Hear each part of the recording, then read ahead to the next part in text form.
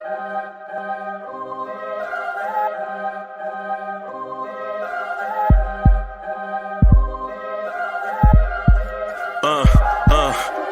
rank where the view is nothing less than phenomenal. For how I express and project from my abdominal. The only view better, both my daddy and my mama know. No living parents, my sons give me balance. My wife is my serenity, this mic is my identity. The world is foul enough, that's why I write without obscenities. Provoking danger with broken language and spoken anguish. Begging to get hurt, why would you ask to go through changes? Yes, Lord, life's a chessboard, master the angles. Control the tempo, be the one who holds the info. Acknowledge is just as deadly as machete swings. When spoken, the truth is as potent as that Medellin. While others swear the style is free, I just let it ring. Our time is undervalued, soldiers make us better kings. My fans on my shoulder, reaching after better things. Today I take the shot, for them I'd rather set the screen. My mama told me follow my dreams. My daddy told me get it by any means. Stand tall, make him bow to a king. But I've evolved, you can see the resolve. Look in my eyes when you speaking to God. Life and for those who we caught up in using what I was scarred with the muse. I guess they call it proving I'm more than an artist. Penciling out my darkest while stenciling out a harvest. And storing what gets me from A to B, just like garages. Instrumental with collages. Envision what I've been drawing. Broadway to give you rhythm like the great Lena Horne. So bent on, found comfort in the storm. Find peace and on when you see them others perform. Organized chaos, outcast it like hey ya.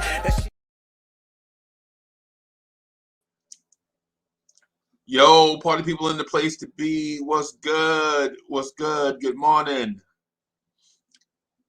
Good morning. Good morning.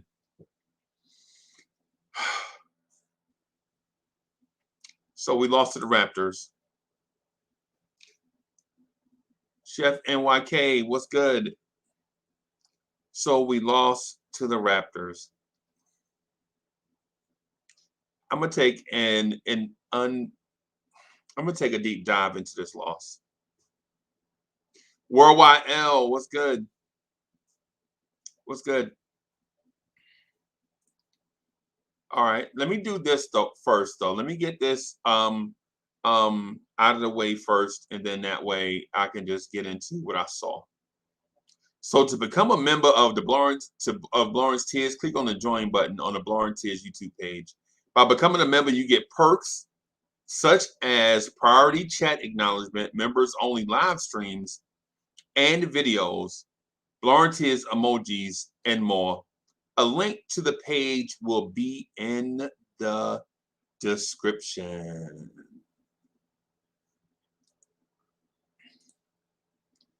Brooklyn Buddha, what's good? What's good? Man, that's nice. That membership thing beside your name, that's dope. Worldwide L says, when everyone gets a, please check on the latest episode of the London podcast as we kick it with champion and former Knicks guard John Warren. Bim. Hell yeah. Heck yeah. Heck yeah, Worldwide L.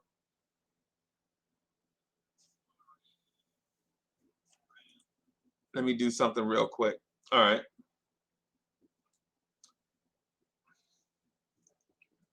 All right. So this loss was a tough loss, right? This loss to the Raptors was a tough loss. And I watched some post-game blase blahs, some expert analysis from a lot of different. Our future media was good.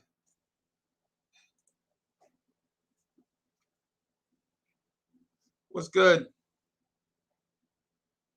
So I've been checking on a lot of, over the night. I listened to a lot of Knicks blase blah. I know Knicks blase blah. All the Knicks universe content creators, man. And I'm sorry if I seem like I'm a little greasy this morning. It's because I am. Right.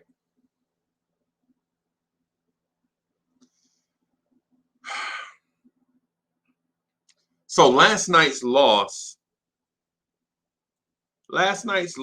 was not a loss on the players. The players did what they were supposed to do. Right? Stafford Dunn, what's good? Blessed morning to you as well. Thank you. The producer bought me a cup of Joe. I need it, y'all. I ain't gonna lie to you. But I'm gonna get into my bag real quick. Right? This loss last night was not a player loss. Right? Because Julius Randle cooked in the first quarter. He took over 1/4 of a game that 11 dudes played in.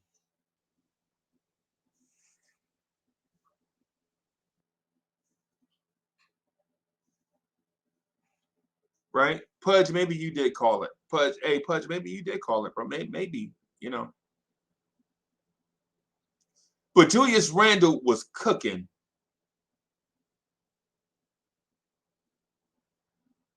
And I'm frustrated by the fact that Knicks fans don't like Julius Randle cooking.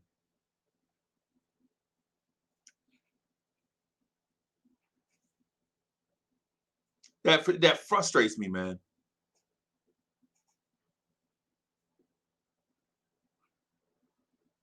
That frustrates me, right?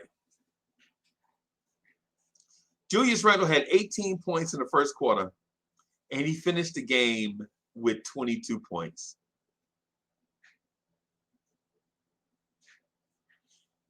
I thought this was the Julius Randle 50-point game. I'm not gonna lie to you.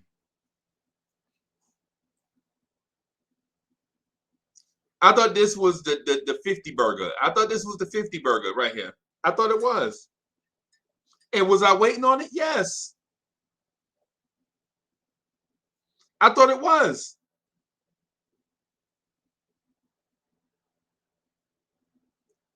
Right?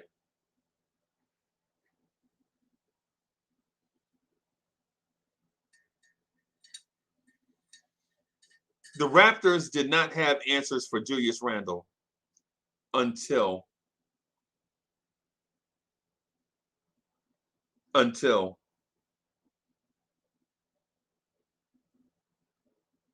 Nick Nurse made an adjustment. Right? Because the things I hear, so I hear a lot of stuff in Knicks Nation, and a lot of it is wrong, right? But whatever. A lot of people, they watch basketball. So first of all, a lot of people watch basketball on television and don't realize that a TV camera is only focused on the ball, right? They do a panned out view, but mostly what you focus on is the ball. So you don't see a lot of actions and reactions away from the ball, right? We just don't, because it's television. And then some of us go to games and sit in high places or close places where they can get a good view of the game. Pudge Nice, I'm going to get to that. I'm Pudge Nice. Again, it's like 2 days in a row. Pudge Nice, this is like 2 days in a row. Me and you like thinking like, you know.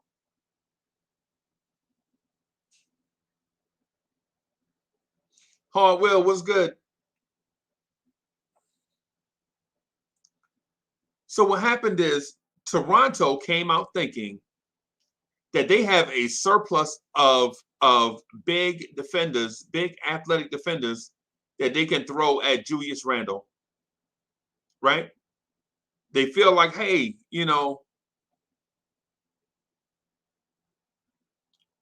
they feel like our guys can defend anybody. It was that same mindset that the Knicks went into the Chicago Bulls game with. Like, I don't care how many wing scorers we got. We got an RJ Barrett. We have a stopper. We got a stopper, right? And RJ Barrett played really good defense on those wing scorers. But at the end of the game, those wing scorers got their points, right?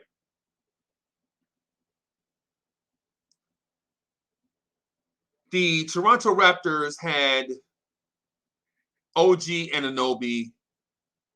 They had Zvi Mikhailuk. They had a Chris Boucher. They had a Gary Trent.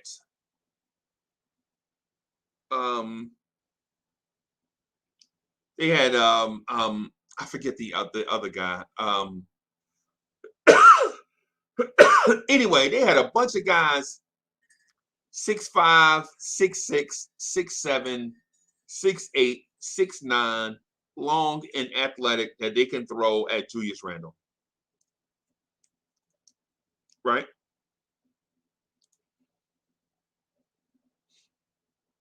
And Julius Randle cooked those guys in the first quarter. Because Nick Nurse was like, I'm just going to show you my hand. We have athletes that can defend and run. And we're going to throw them at you and see what you do. And Tom Thibodeau was like, oh, yeah? I have a Julius Randle.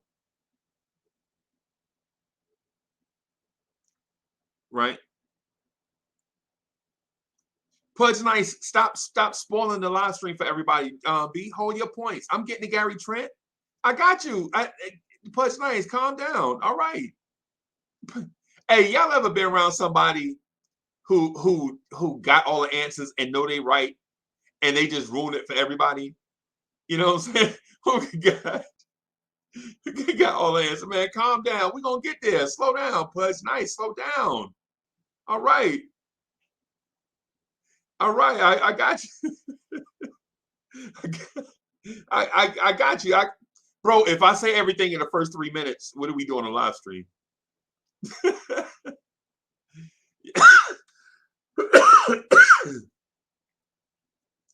So, and I'm heated too, but the only thing about it is I'm more of a cerebral frustrated than a physically upset. I'm more of a compartmentalizing the things that have happened to me and putting me in a deep mental place to use them as motivation, as opposed to the opposite, which would be like punching a wall. I'm just compartmentalizing stuff for motivation later.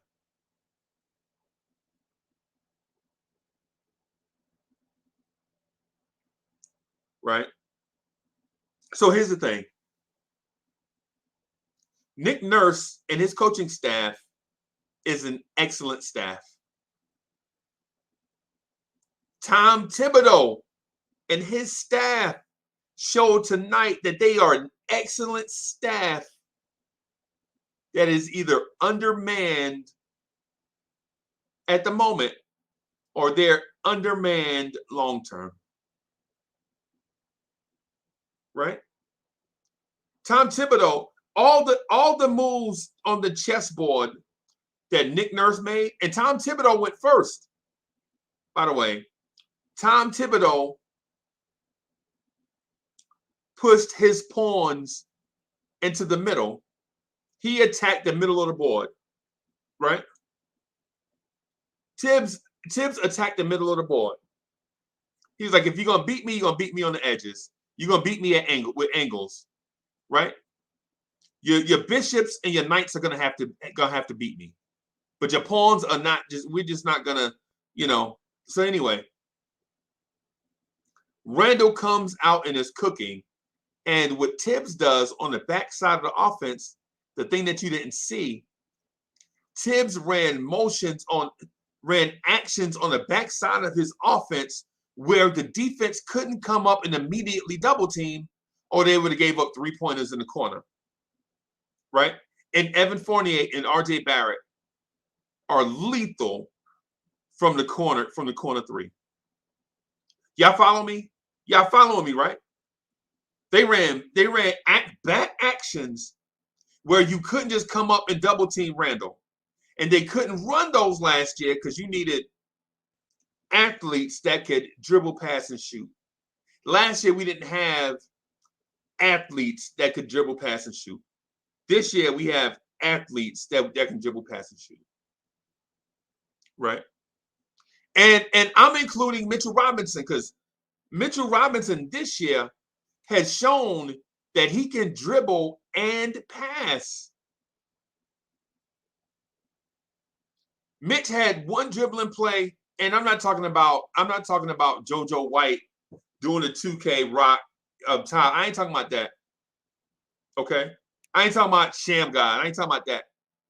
I'm talking about Mitch getting the ball in the wing, dribbling it up past top of the key towards the other guy, towards the other wing, and doing a dribble handoff.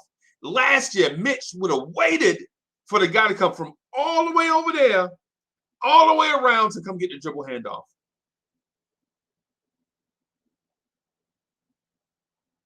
Keyshawn, y'all spoiling it, man. Keyshawn, listen, man. Let me get to would y'all let me be the pilot? Keyshawn, would you please let me be the pilot? I'm going to get to the Mitch pass to RJ, right? It was sweet, right? It was sweet. Was it RJ or was it Fournier? I got the game on League Pass. Y'all know I watched the game twice already. I was going to watch it a third time, but then I saw how close it was to go live, and I was like, nah, I ain't going.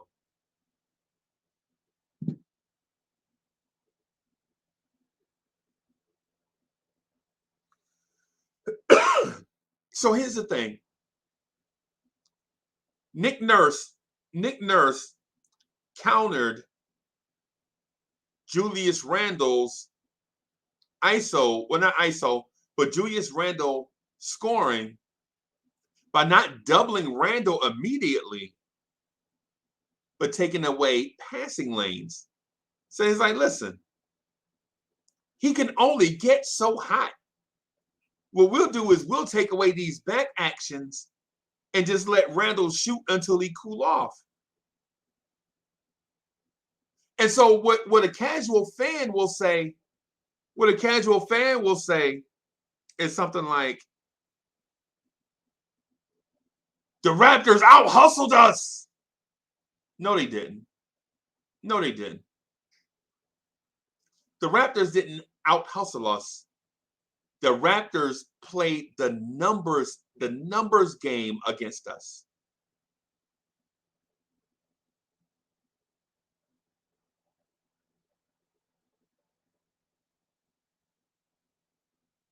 The Raptors played the numbers game against us.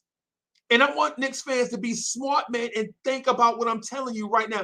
I'm not saying that I'm brilliant, but I have data to support my hypothesis. Y'all know me. I ain't just gonna come up here and be like Rage Against the Machine and just let the bodies hit the floor, drowning pool. You know what I'm saying? When I come up here, I'm gonna say some things and I'm gonna back it up with data. Y'all don't believe me. Y'all don't believe. Yeah, okay. Y'all don't believe me. Y'all don't believe me. Okay. Where is it? Okay. I got something to show you. Look at this. Look at the Raptors season average. I mean, look at the Knicks season defensive average, and then look what the Raptors did. The Raptors took 99 shots yesterday. They didn't kill they shot 43.4%. They took 99 shots and shot 43%. They didn't shoot 50%, right? They didn't take 200. Listen, the Knicks usually only give up 92 shots. Yesterday, now think about this. The Knicks give up 92 shots, right? And they already played a double overtime game. 92 shots is extremely high, right? But the Raptors took 99 shots. And they shot, and I'm going to show this one more time. Teams usually shoot 42.5%. The Raptors shot 43.4%. That's not even a full percentage higher than the Knicks season average. That's not even a full percentage point higher. Nick Nurse played the numbers game. Get shots up. Just get shots up. Get shots up. Get shots up. Because against the Knicks set defense, I don't think y'all feeling me. I think y'all want to blame Randle. I just showed y'all data. Right?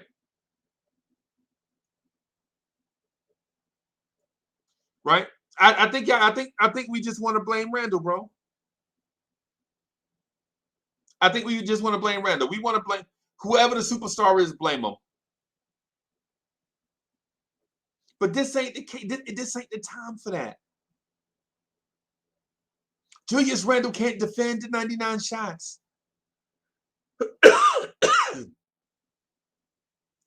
Julius Randle can't defend 99 shots. Right? And Julius Randle can't grab 56 rebounds. Come on.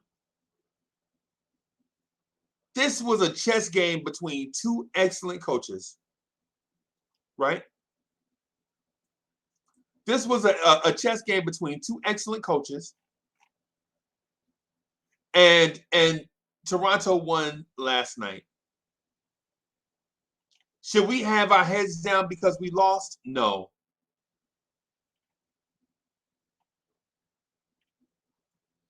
Should we have our heads down because we lost? No. Okay. So let me draw a comparison. Stupid ESPN playing in my ear. I keep pausing it.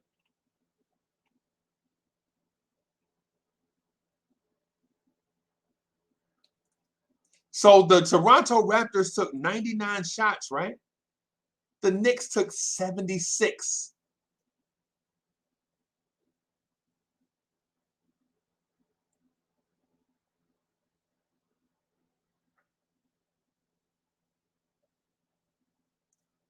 The Raptors took 99 shots and the Knicks took 76.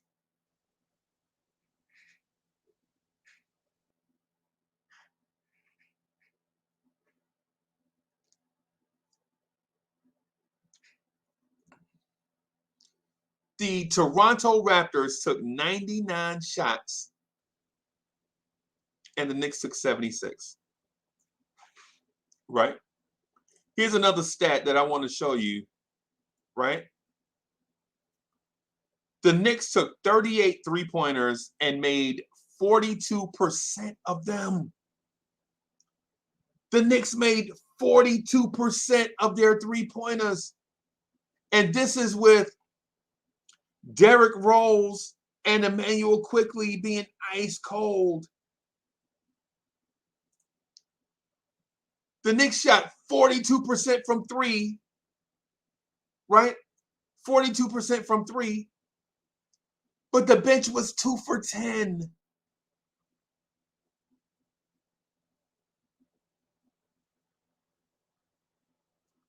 What I want to do, hey, John, what's good? John says, yo, we came out lethargic out of the half and played poor defense. The Raptors did a great job rebounding the ball and hitting their free throws. Hitting the free throw part is what I agree with. The lethargy, I don't think it was the lethargy, bro. I think our bench is flawed. I think our bench needs some juice.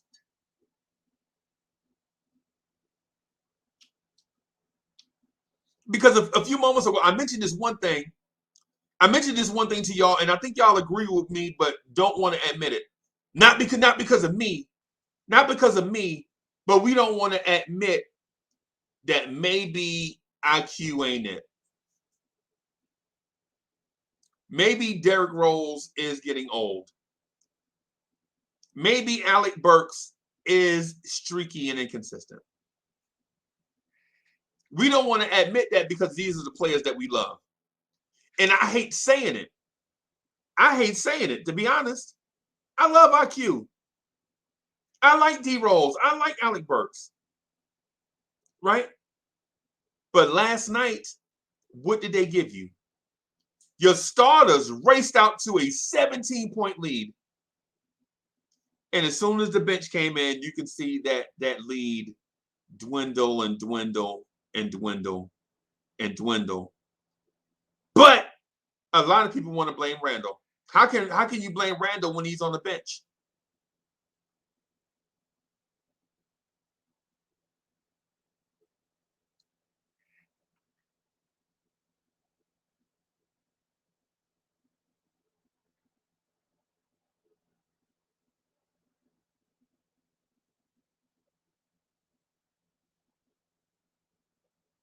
I know a lot of y'all want to blame Randle, right?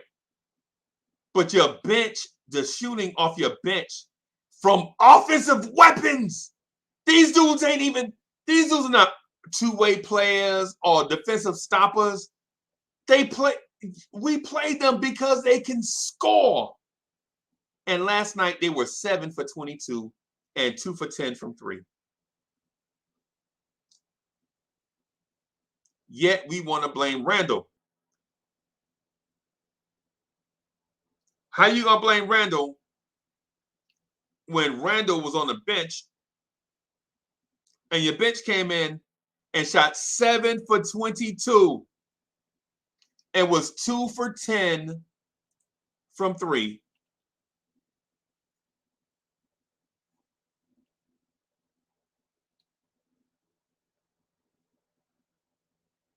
And they didn't turn the ball over a lot. They didn't.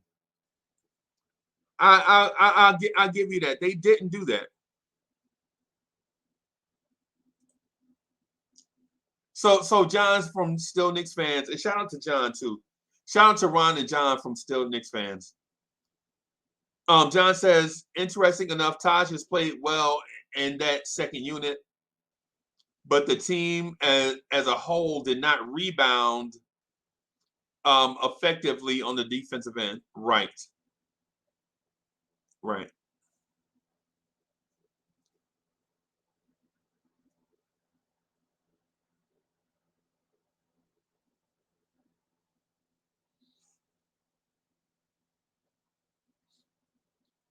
Bro, I'm not going to lie to you. I've been a Knicks fan for a long time.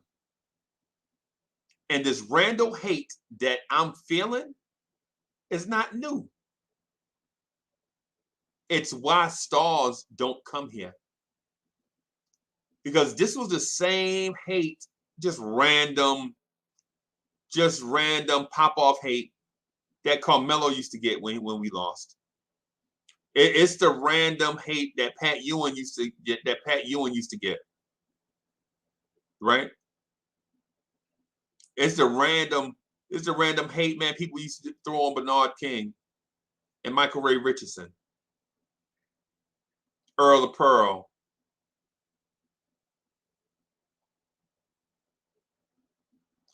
Hey, Miss Geraldine, how you doing?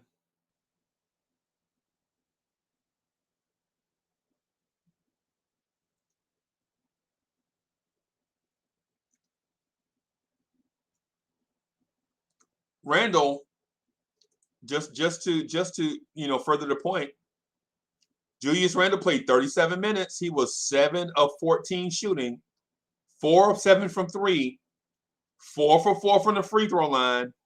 He had 9 rebounds, 5 assists. Right? How can you blame a man that was 7 of 14 from the floor, 4 of 7 from 3, 4 for 4 from the free throw line, 9 defensive boards, 5 assists, and a block for 22 points. And people in here are saying blame Randle. is stupid. That whole mindset is stupid. You're going to blame a guy that took 14 shots and scored 22 points. It's dumb. Dude took 14 shots and scored 22 points. And we in here like blame Randle. Now, if you're saying Randle may not be a number one option, I can deal with you. But to say blame Randle when he had 9 defensive rebounds in a game where we say we got out rebounded, really? What's going on? Let me pull this thing up so y'all can look at this thing one more time. Because clearly, we have priorities in the wrong place. The Raptors only shot 1% higher than what we normally allow. They took 7 extra shots. We usually allow teams to shoot 33.7% from 3. They shot less than that.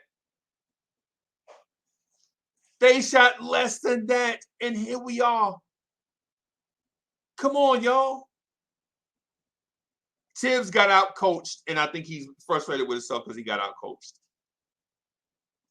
What the Knicks should have done in this case is put the pedal to the metal. Toronto wanted to run up and down the floor, and the Knicks didn't.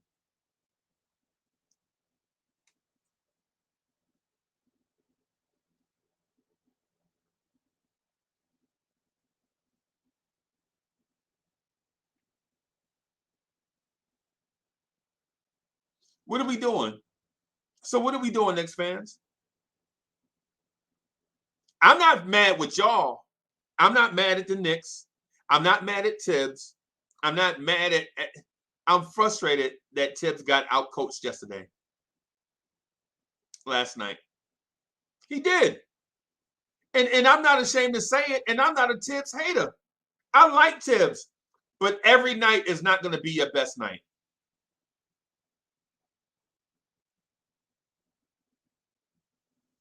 Every night is not going to be. Every day you wake up, you're not going to have your best day.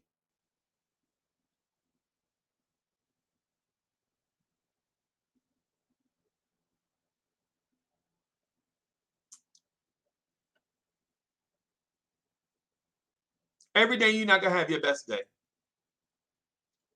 I'm frustrated. I'm frustrated because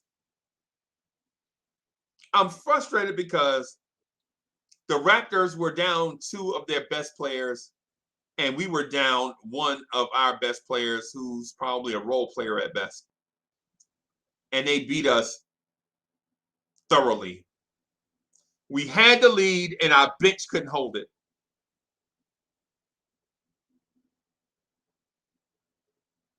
We had the lead, and our bench couldn't hold it.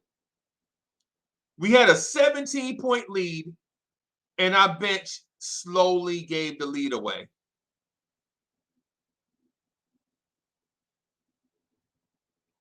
It's like the Yankees have a 5-run lead going into the 9th inning, and the closer come in and blow the save. Any Yankees fans in here?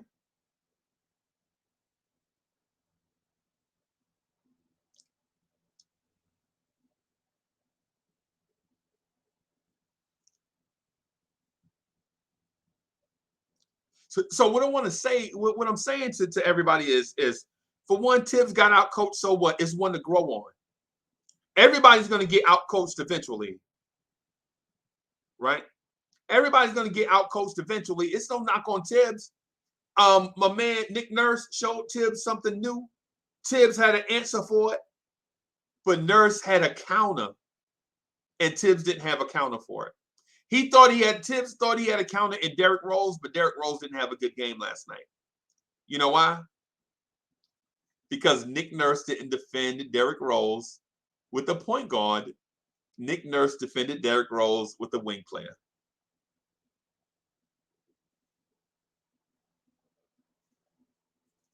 Now, how about that, Knicks fans? Nick Nurse, and I'm with y'all, right? Nick Nurse, for certain spells during the game, put a kid, Julian Champagne on him. Y'all remember him from St. John's, the 6'6" kid?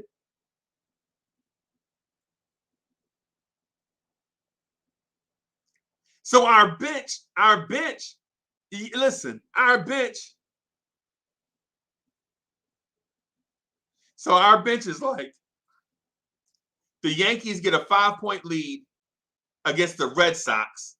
You bring in your closer, and he give up the lead, and you lose to the Red Sox. That's what this feels like.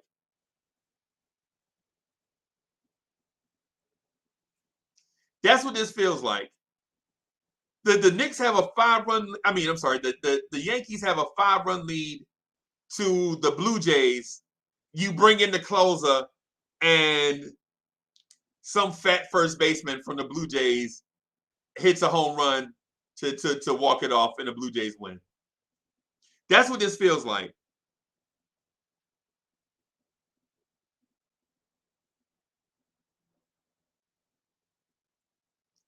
Oh yeah, I forgot about the brothers. My bad. My bad. My bad, DSJ. My bad, y'all.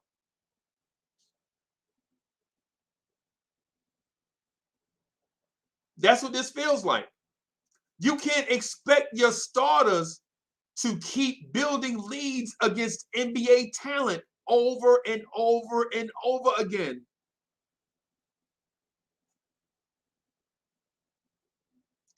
You can't expect your starters to get a 17-point lead, go to the bench, come back, have to build a 10-point lead, go to the bench, come back, build a 10-point lead, go to the bench. I mean, it's ridiculous. What's your bench?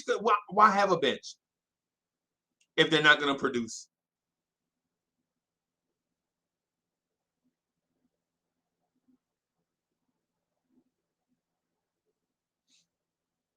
Right?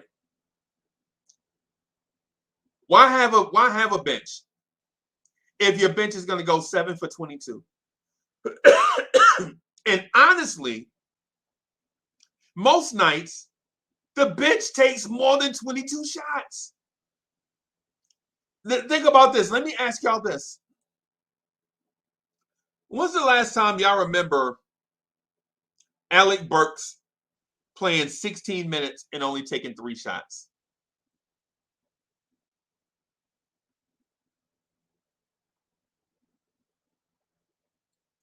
When's the last time you remember Alec Burks playing all those minutes and only taking 3 shots?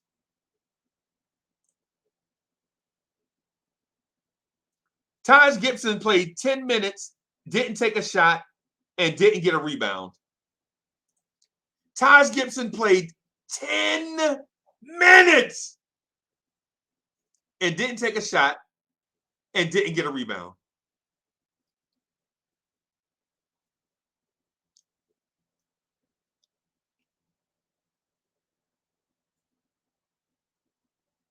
Right? Derrick Rose played 20 minutes and was 2 for 8. Emmanuel Quickly played 19 minutes and was 1 for 7. Together, those two guys were 3 for 15. What are we doing? What are we doing? We still want to blame Randle when Rose and Quickly were 3 for 15? We still want to blame Randle? We still want to blame Tibbs?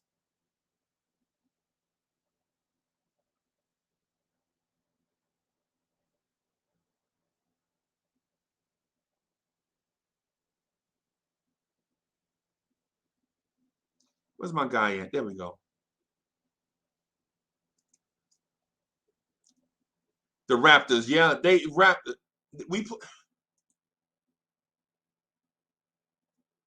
So I want to get into this 3-point thing.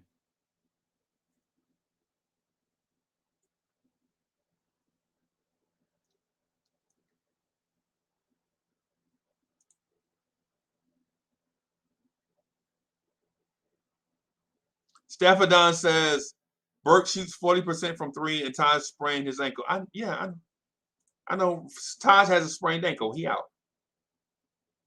But my point is, he didn't sprain it at the beginning of the game, he played 10 minutes, then sprained his ankle. When he left the game, he had 0 points and 0 rebounds. Alec Burks didn't shoot.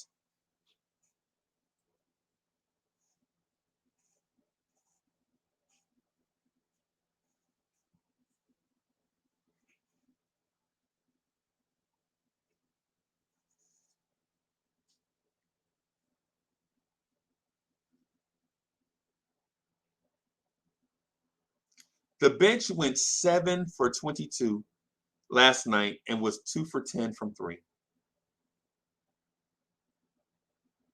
But I'm not going to beat that. I'm not going to beat a dead horse. I want to talk about something else. I'm going to move on to something else.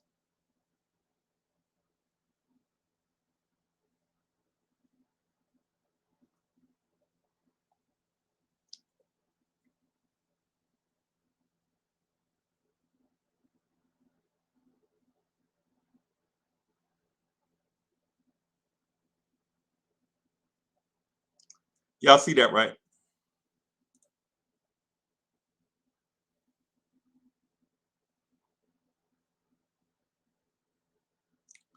Bim.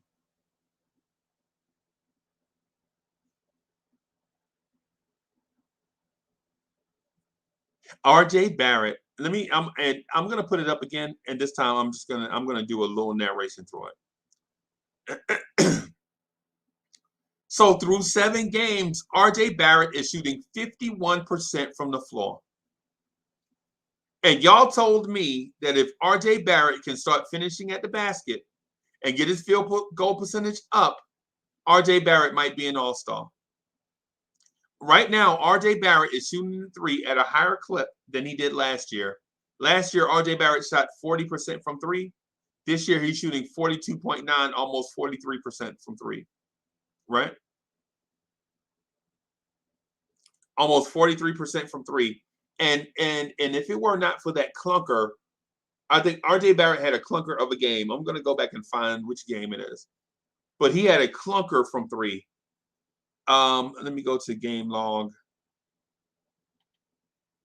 3 points against Orlando. No, I'm sorry. Yeah, the 2 Orlando games. The 2 Orlando games. One Orlando game, RJ Barrett was 1 for 7, and the next he was 0 for 5. So in total, RJ Barrett was 1 for 12 against Orlando.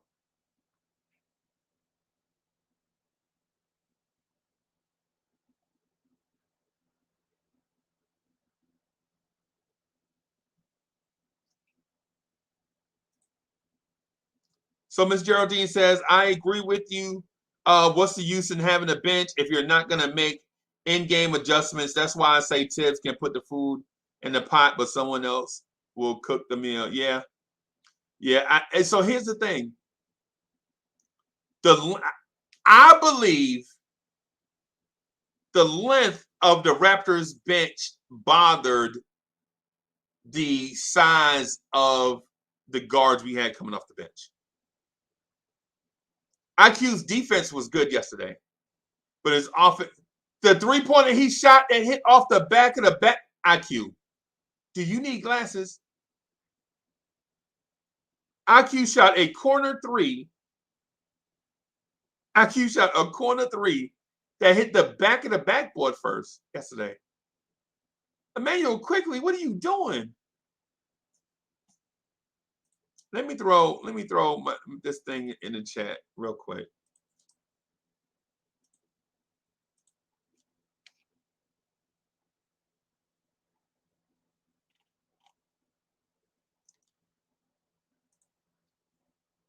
And let me go here to some notes. Okay. So I talked about the Knicks were outshot 99-76. I talked about the field goal percentages. Here's something else I want to talk about just real quick. Yesterday, Mitchell Robinson missed 2 dunks. Did anybody else notice that? Have you ever seen Mitch miss 2 dunks in one game? Have you ever seen him miss a dunk, period?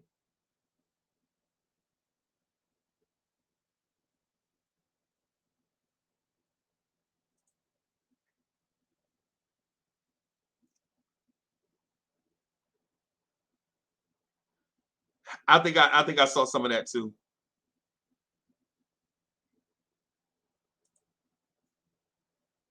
Long Island Sound says Ben said Grimes needs a little more shine. Plus, he played defense, IQ 0 defense, no matter who we play. I think listen.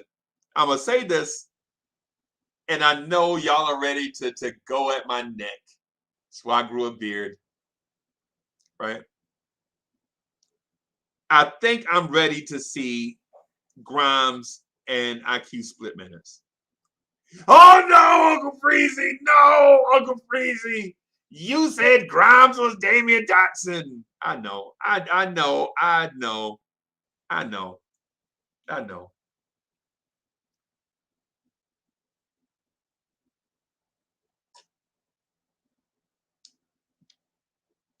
Go ahead, chat.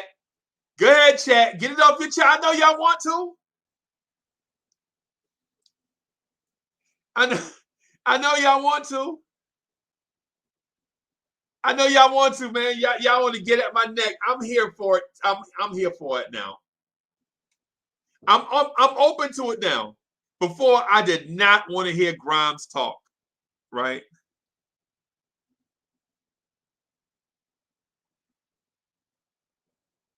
I'm here for it, man. I'm here for it. Bring on your beef. Bring on your beef. Because there's nothing worse than beef uncooked. So bring it on. Bring it on.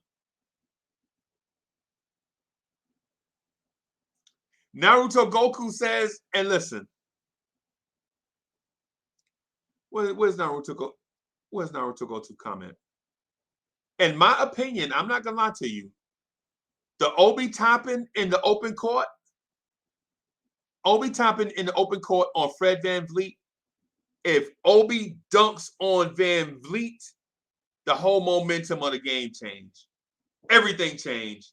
But Obi did some kind of weird wraparound. I'm gonna Jordan-esque flip. I know I'm 6'9", 220 with a 44-inch vertical, being guarded by a dude they say is 6 foot tall. But I'm gonna go up real finesse-like and try to lay it up.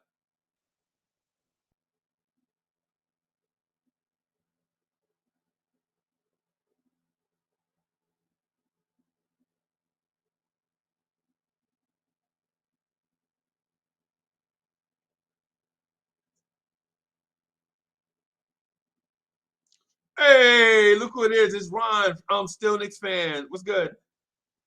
What's good? Danny Landis. I put the link in the chat already. Let me see.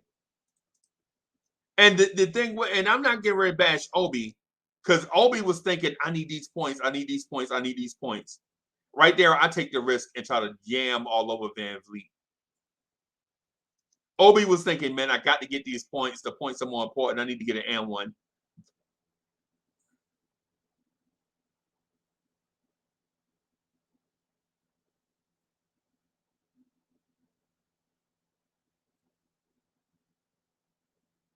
So here's the thing. Or here's another thing. Mitch misses 2 dunks. One, he was going behind the backboard and he tried to catch it and dunk behind his head, right? I can't fault him for that one, but he usually makes it. And the other, you were like, yo, he missed that.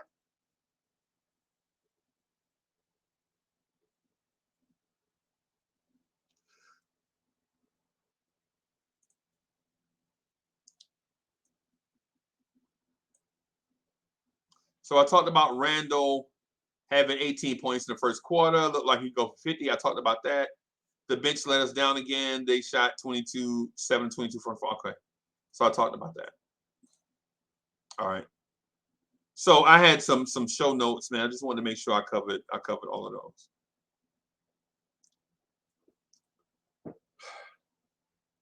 The deal is, Tibbs got out coached, so what? We're going back to the drawing board. We play Indiana Wednesday. So what? This Indiana game, Wednesday night, maybe the most important early game we played early on. This This Indiana game, I'm not going to lie to you. I'm going to say it here, and y'all don't want me to say it, but I got to. This Indiana game is a must win. Breaking news! Breaking news! Uncle Freezy said. Where is it? Where's breaking news? Where's breaking news? Do I have a breaking news thing up here? I think I have a breaking news thing up here. Do I have a breaking news thing up here? Let me see if I have a breaking news thing up here. Breaking news! Breaking news! Uncle Freezy said it.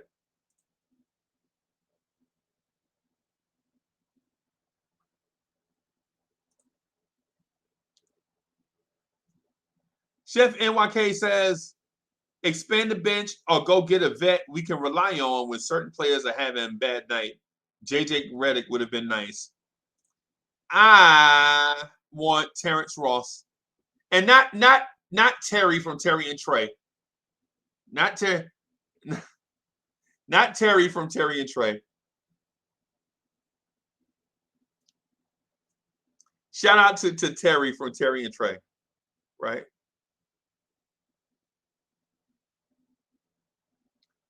Shout out to Terry from Terry and Trey. As a matter of fact, shout out to Terry and Trey. Shoot, what am I thinking? Shout out to Terry and Trey. Shout out to Terry and Trey. That was corny on my behalf. My bad. My bad, Terry and Trey, if both of y'all watching, man. Shout out to y'all, man. I'm an admirer of y'all stuff. Right?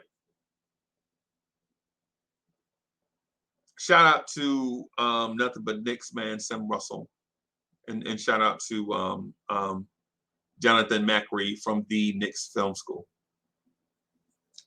I watched the Knicks Film School post game, and I could not disagree more with what Macri was saying. I just saw something different. I don't think it was Randle. I think the bench let us down. 7 for 22, 2 for 10 for 3. And they couldn't, if the bench is not scoring, what else can they do? It's not like we have an aggressive, it's not like we have a Montrezl Harrell coming off the bench, right? It's not like we got a Lou Dort coming off the bench. We got a whole bunch of small guards that like to score. And when they're not scoring,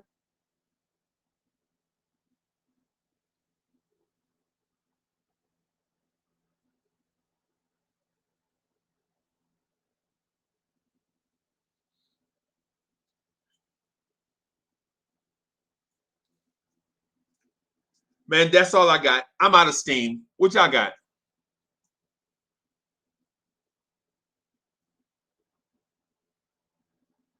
That's all I got, man. I took some notes and I shared them with y'all, man. What y'all got?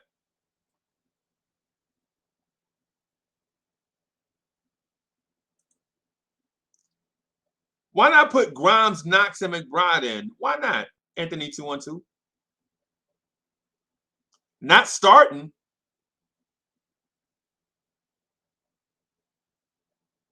Not starting. Now, I don't want any of these dudes starting, bro. I don't even want any of these dudes to get heavy rotation minutes, but why not give them a chance?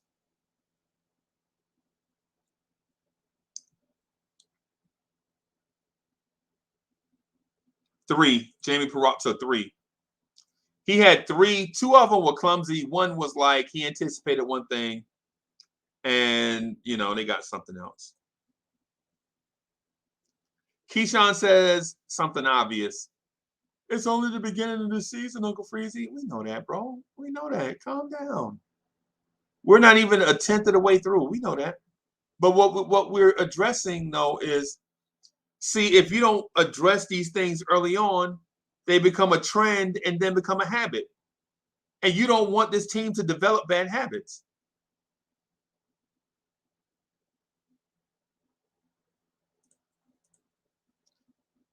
JJ says, not Knox. We need defense. Grimes and McBride should have played last night.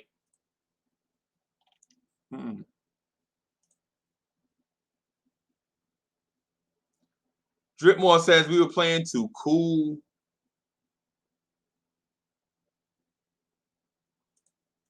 KBL says IQ does nothing good. If so, tell me what it is. Right now, bro. Right now, IQ had 5 assists last night. Quickly had 5 assists last night. Hey, and when Bodega Wi-Fi speaks, y'all better listen. When Bodega Wi-Fi speaks, y'all better listen. Bodega Wi-Fi says, please take a second and smash that like button, subscribe, and ring the notifications. Share Blurrence Tears on all platforms. Go to the Blurrence Tears homepage. Click on the join button, become a member so that you can have access to perks such as members only live streams, emojis, things of that sort. Stefan, what's good? What's good, homie? What's good? Peace to the chat. Blessings to the chat. Oh, what's up, Freezy, man? How you doing this morning? Man, I'm disappointed, bro. But at the same time, tough loss. Back to the drawing board. Let's get better. Indiana is next. As I agree with you, it's a must win because we got Milwaukee on Friday and we got Cleveland on Sunday. So yeah, we can't overlook these teams. As I said before, tough loss. Everything that I said yesterday, we didn't do. We didn't rebound. We didn't guard the perimeter guys as far as OG and Trent. We let Van Fleet get off. Yeah. And then, as I said before, the bench. I said it before yesterday, Freezy. The bench need to step up. The bench is trash right now. And they didn't step up. But you know what? We 5-2. I'm still, I'm just like you. I'm not gonna blame Tibbs. I'm not gonna put my head down. We're still a good team. And just tough loss. Just move on. Indiana is next. Right. I feel like this game against Indiana is a must-win because if you go into the Milwaukee game and lose, now you lost 3 in a row, and you're looking at yourself in the mirror, like, are we really that good or not? Right? And then it puts you in this weird situation where you feel like if you got to beat Cleveland because if you don't, you'll be 5-5 on a 4-game losing streak. And then what do you do? Right. And that's what we're trying to avoid right now. Right. We don't want to go into a funk where we at 500. So we have to go into Indiana with a mindset of not letting off the gas. We need to play a full 50-minute game, not 48 minutes. 50-minute game. Yeah. You remember when we ran track in high school? When we ran track in high school, our track coach, my track coach, Mr. Green, used to say, "Run to me. Don't run to the finish line. Run through the finish line." Right. You remember that? Run through the finish line. Don't run to it. What you slowing down at the finish line for? You want to lose? That's what he says. Run to me. He used to be tucked back way and he's like, run all the way out here. Yeah, man. We gotta play tomorrow like we mean it, man. Like, we the fans is already kind of disappointed already, and it was a tough loss, Freezy. I was just lost for words last night. I didn't even, just like you, I didn't watch none of these post games. I went straight to sleep. That one just sting a little bit, bro. But you know what? Move on to Indiana. Right. And so what I did was I rewatched the game before I watched everybody in Knicks universe and their opinion. Because everybody in Knicks universe got an opinion. First thing you say, Randle sucked. Even though Randle scored 22 points on 14 shots, had 9 defensive rebounds, all these assists, and Randle trash. But you know what, too? I think we stopped moving the ball also too, Freezy, at the end of the second quarter, let's say about in the 4 minute mark. I think we stopped moving the ball. Then we was getting a lot of turnovers, and that's when they brought it down to 4. So I Right. think from that point, man, we started to lose the game, and in Yeah. the second in the second half, we didn't come out with no energy Right. at all, and they just ran us over. And the key point what that I heard you said earlier today about Derrick Rose, they had Batten on it, and he was a Batten is wing defender, 6'7". and he is long, bro. And Right. I The dude, noticed the rookie from Nebraska. yeah, he couldn't get a shot off because he Batten was guarding him. So that was a smart play by Nick By Nurse. Nick Nurse. Yeah, man, you're right. He surely made an adjustment in that game last night. And Right. what can I say about that boy OG, man? Hey, and you know what? And He improved a lot. and the thing about the shots that OG Anunoby made, right? Because I want to speak to him and Gary Trent separate. OG Anunoby hit. Oh, I was about to call him Obi-Wan Kenobi, and that's disrespectful to that man. OG Anunoby, right? The deep man RJ and them guys was smothering him, and he was hitting those shots anyway. Right. Right? Except the straight on threes. The straight on threes, they recovered to him a smidge late and he made them pay. But going to the basket, there was a shot where RJ Barrett was in his shirt and he still hit the shot. You can't play defense better than that without fouling. Right. You know what I'm saying? Now, Gary Trent, on the other hand, bro, nah, I'm not about to anoint him nothing, right? Because if you take 1,000 shots, you bound to hit one. Yeah, Trent went off on us last night too, man. But he missed a lot early on. Yeah, He just shooting, yeah, missing, shooting, missing, shooting, missing, yeah. shooting, missing. Freezy, as you said, man, from the time the bench came in, bro, I think what's that word I'm looking for when you play with the second bench? Like if what's the word I'm looking for? Well, basically he had the starter, like at least one or two starters play with the bench. Yeah, So basically, they still had shooters in the game, yeah, you know, especially the kid that that came in for Barnes, Selvi or whatever his name is. Svi He is a Mikhailuk. he is a pure shooter, bro. He is a Yeah, pure shooter. They made an adjustment for him in the second half, right. and he was just shooting the lights out Yeah, of the three ball. yeah, So I mean, you got to give it to Nick Nurse, man. They came in, they made the adjustment in the second half because the first half we clearly took it. But yeah, I don't want to dwell on this game, man. This tough loss, like as I said. Let's just move on to yeah. to That's just Indiana. yeah, And yeah, a couple times Randall ate Sabonis food. I don't think Sabonis gonna eat him. It's gonna be a good game. It's gonna be a matchup game. I seen some comments in the chat right now. Sabonis gonna eat Randall, but I doubt it. It's gonna be an even match because they always going at it. There's the other matchups good you gotta look at.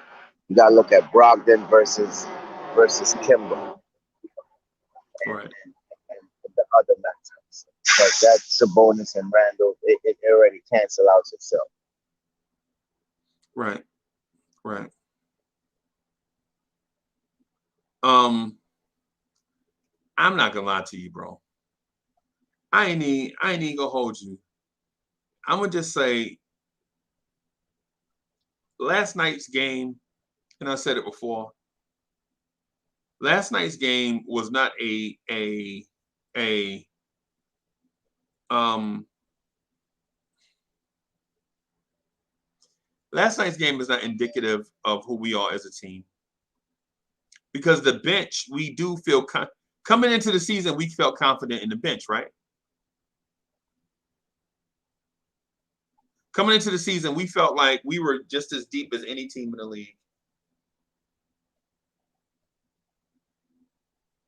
And now that the bench is not living up to what we thought, we're searching for answers, and the answer just seems to be blame Julius Randle for everything.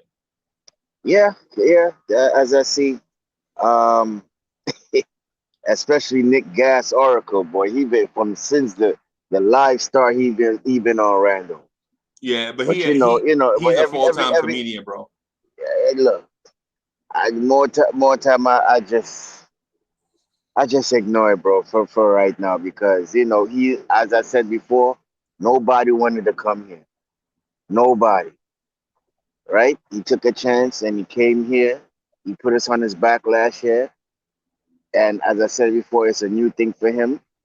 New first option. New coach putting him in a position to win. So everything is new to him, and he's gonna have to adjust. We could put all the blame on him, but he has to adjust too, Freezy. He has to get. If he wanted the number one spot, he wanted to be the option. Right. Sometimes he has to get the blame. You understand what I'm saying? But and he wanted this, and you gotta have tough skin to play in New York. So that being said, he has to take the criticism also that comes with it. But he has to step up his game also too, right? Well, that's what we think, man. But Stafford Don, I'll say this. I don't know if I don't think we can judge this team yet, because I don't think you've seen the best of this team yet. You don't really know what this team can do yet, right? But they still gelling. And that's what some Knicks fans don't understand, man. Right. They just coming together. Randall, Fournier, Kimba, RJ. Kimba, RJ. They got a build a chemistry. Although we seen some good games, probably 2 good games out of the 7 games where they had good chemistry. It's still not they still not fully gelling yet. So it's gonna take some time. It's gonna take some time. But Knick fans already, they're impatient, especially these young millennials. I see somebody said when you was mentioning the 90s, there were only 2. So some of it explains it itself. So, right. we, so boy, it's just baffling, Freezy, because I didn't expect this loss at all. Yeah, and but the thing is, Nick Nurse is a championship level coach. Nick Nurse outcoached Steve Kerr in the championship, right? Nick Nurse can coach, bro. Nick Nurse can coach. Let's not get it. See, we can't blame Randle for everything and don't look at all the factors that go into a game. Exactly. To blame Randle means what the other team doesn't matter. Yeah, to blame Randle all the time means what the other coach does strategically, in terms of X's and O's on the court, substitution patterns, when to apply pressure, you know what I'm saying, when to go for the jugular, all these things that the coach does on the sidelines. It seems when you blame Randle, it says that stuff don't matter. Yo, and Freezy, length was a problem for us last night too. Yes. Do you see how long these guys is? Especially Banton playing point guard for them on the second unit, and then you got to go up again, and D Rose got to guard him, and he's guarding D Rose, and D Rose can't get off his shot. So length had a issue also too. Right. I mean, come on, people. We can't blame Randle for everything too, bro. We shot how many shots from 3-pointers last night and made? Man, we did good last night from 3, bro. Let me go back. Because I have it here. The only disappointing thing was the bench didn't come through. So the Knicks were Taj got hurt early. Right. Quickly, what he's not hitting shots. He's not making a shot. I think he had like 1 3-pointer that went in. And he missed a 3-pointer so bad. He looked like a JV kid missing threes. Did you see the three from the corner? Did you watch the Knicks broadcast or Raptors broadcast? I was on NBA TV. So you got Breen and Clyde, right? So no, I had Grant Hill. I think it was Grant Hill and somebody else. Oh, okay. So I was watching Breen and Clyde, right? And they were doing an interview with Bob McAdoo, and he was talking about the Miami Heat tenure. He'd been there since '95, and how he trying to help the Heat get a championship, and blah, blah, blah, blah. Quickly, from the top corner, shoots a ball. It grazes off the back side of the backboard, bro. Bro, that was bad, bro. That was real bad. I don't know what's going on with Quickly, man. I don't know if it's the new adjustments to the team, him coming off the bench late. I don't know. I don't know what's going on with Quickly, man. I don't know. But as I said, it's we in the 7th game. He got 13 more games to prove himself, bro. 13 more games. After that, man. After that, then what you gonna do, Stephen? As we said, it's either we gonna put in Grimes or we gonna make a trade for a vet. I'm with one of those two. And I like Terrence Ross. If we could get him from Orlando, but I doubt Orlando's gonna give him up.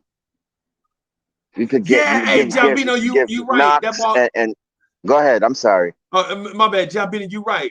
You're right. That ball was deflected. You're right. Oh yeah, it was tipped. Yeah. It was tipped. Yeah, it was tipped. It was tipped. You're right. Yeah, it was right. tipped. Yeah, that's right. Tipped. That's right. It was tipped. Because when we were talking about, because somebody mentioned that to me last night, and I was like, no, the Kimba ball was tipped. Fred VanVleet tipped the Kimba 3, right? But not both of those shots were tipped.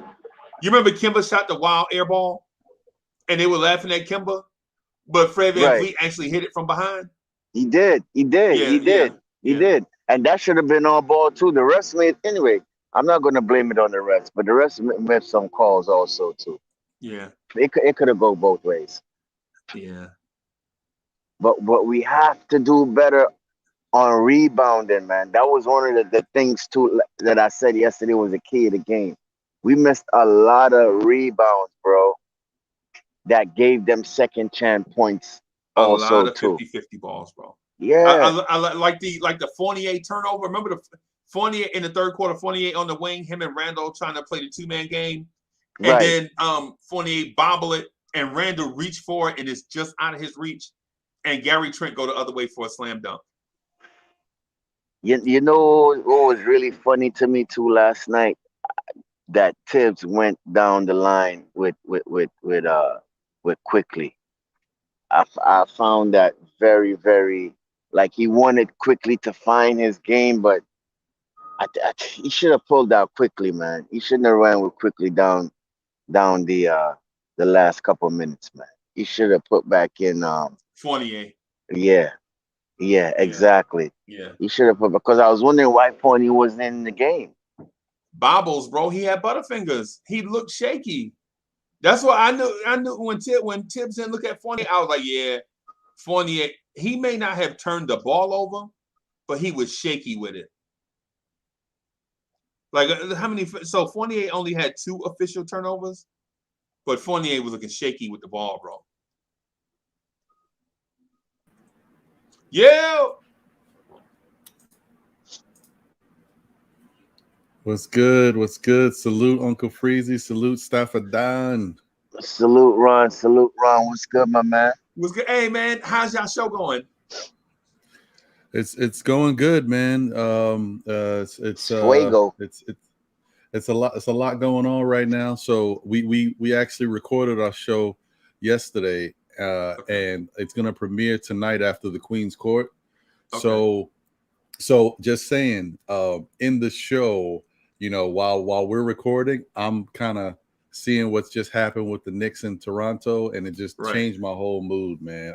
I don't feel like I put together one of my better shows, but I know, Ron. I know how you feel, man. It was very disappointing, man. But you know, So is life.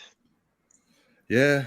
So is life. I'm getting ready to actually. That's why you see me in my little setup here. I'm getting ready to do my post game about what happened last night. A little later. Let me tell you, man. This was. I don't like this type of game. I don't like this. Freezy, I was watching what you were saying, man, and you know, I'm with you, bro. I'm with you. There's a lot of stuff I didn't like that I saw out there. The bench production, man. When that's my only thing, that when you build a bench that's not balanced, like our bench is not balanced, bro. And I'm not saying that's a bad thing. And for people, get back in your windows. Don't jump out of the window because I said that. Because people are like, oh, you talking about Leon Rose? I'm jumping out the window. No, don't jump out your window. Knicks fan. What I'm saying is, we built a bench full of scorers. Think about Taj is a scorer at the 5 for us.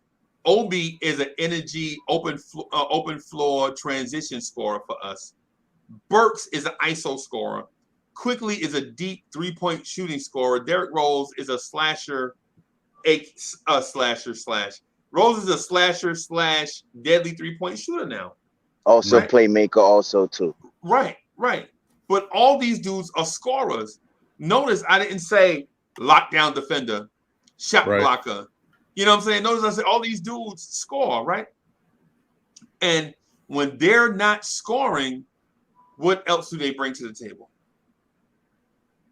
That's a good point. That's why we got to rely on our defense, because if you notice in the game last night, I think it was in the second half. No, it was the second quarter, and I think we were still up by 10, but we didn't score. But our defense on the bench kept the lead for a minute. If you notice, they were hustling. I see quickly working. He was playing defense. They were hustling to keep the lead, even though they weren't scoring.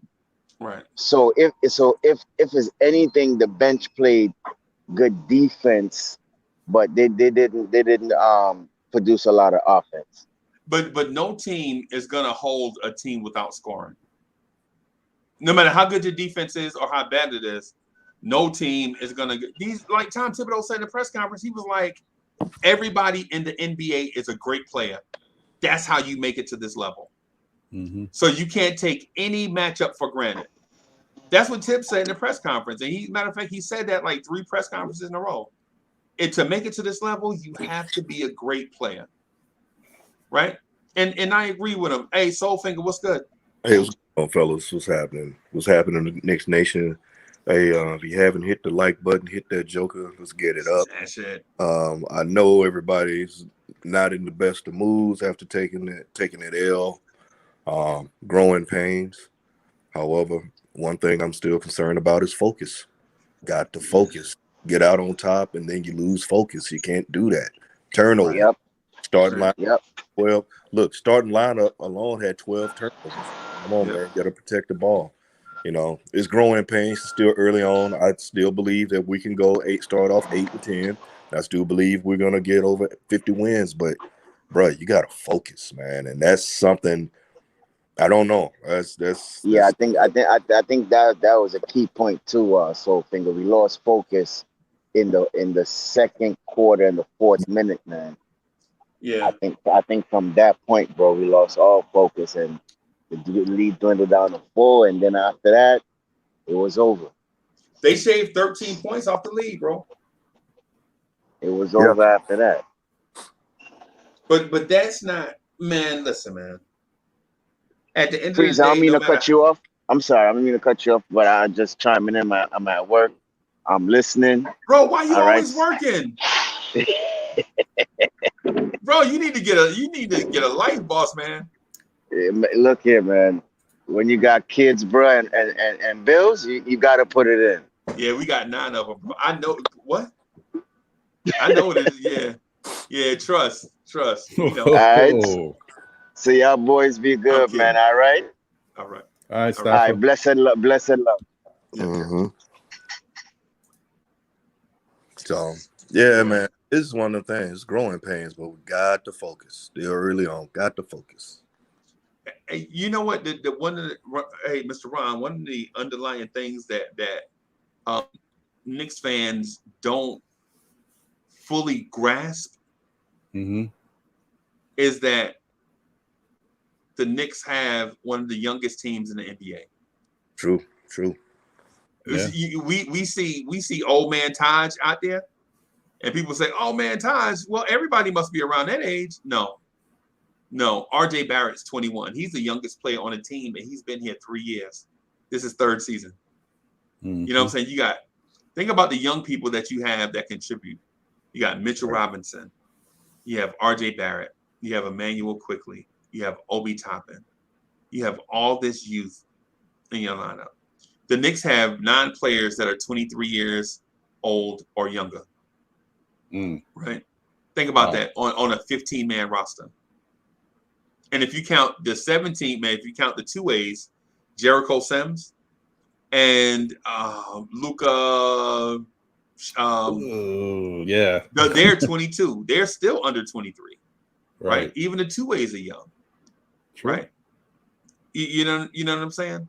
So a lot of times we go through and grow through adversity at the same time. You know what I'm saying? And people, and before we got so young, we used to warn people like, okay, be careful for what you ask for. Be careful for what you wish for, because if you get all these young players, you're going to go through the ups and downs of youth. Right.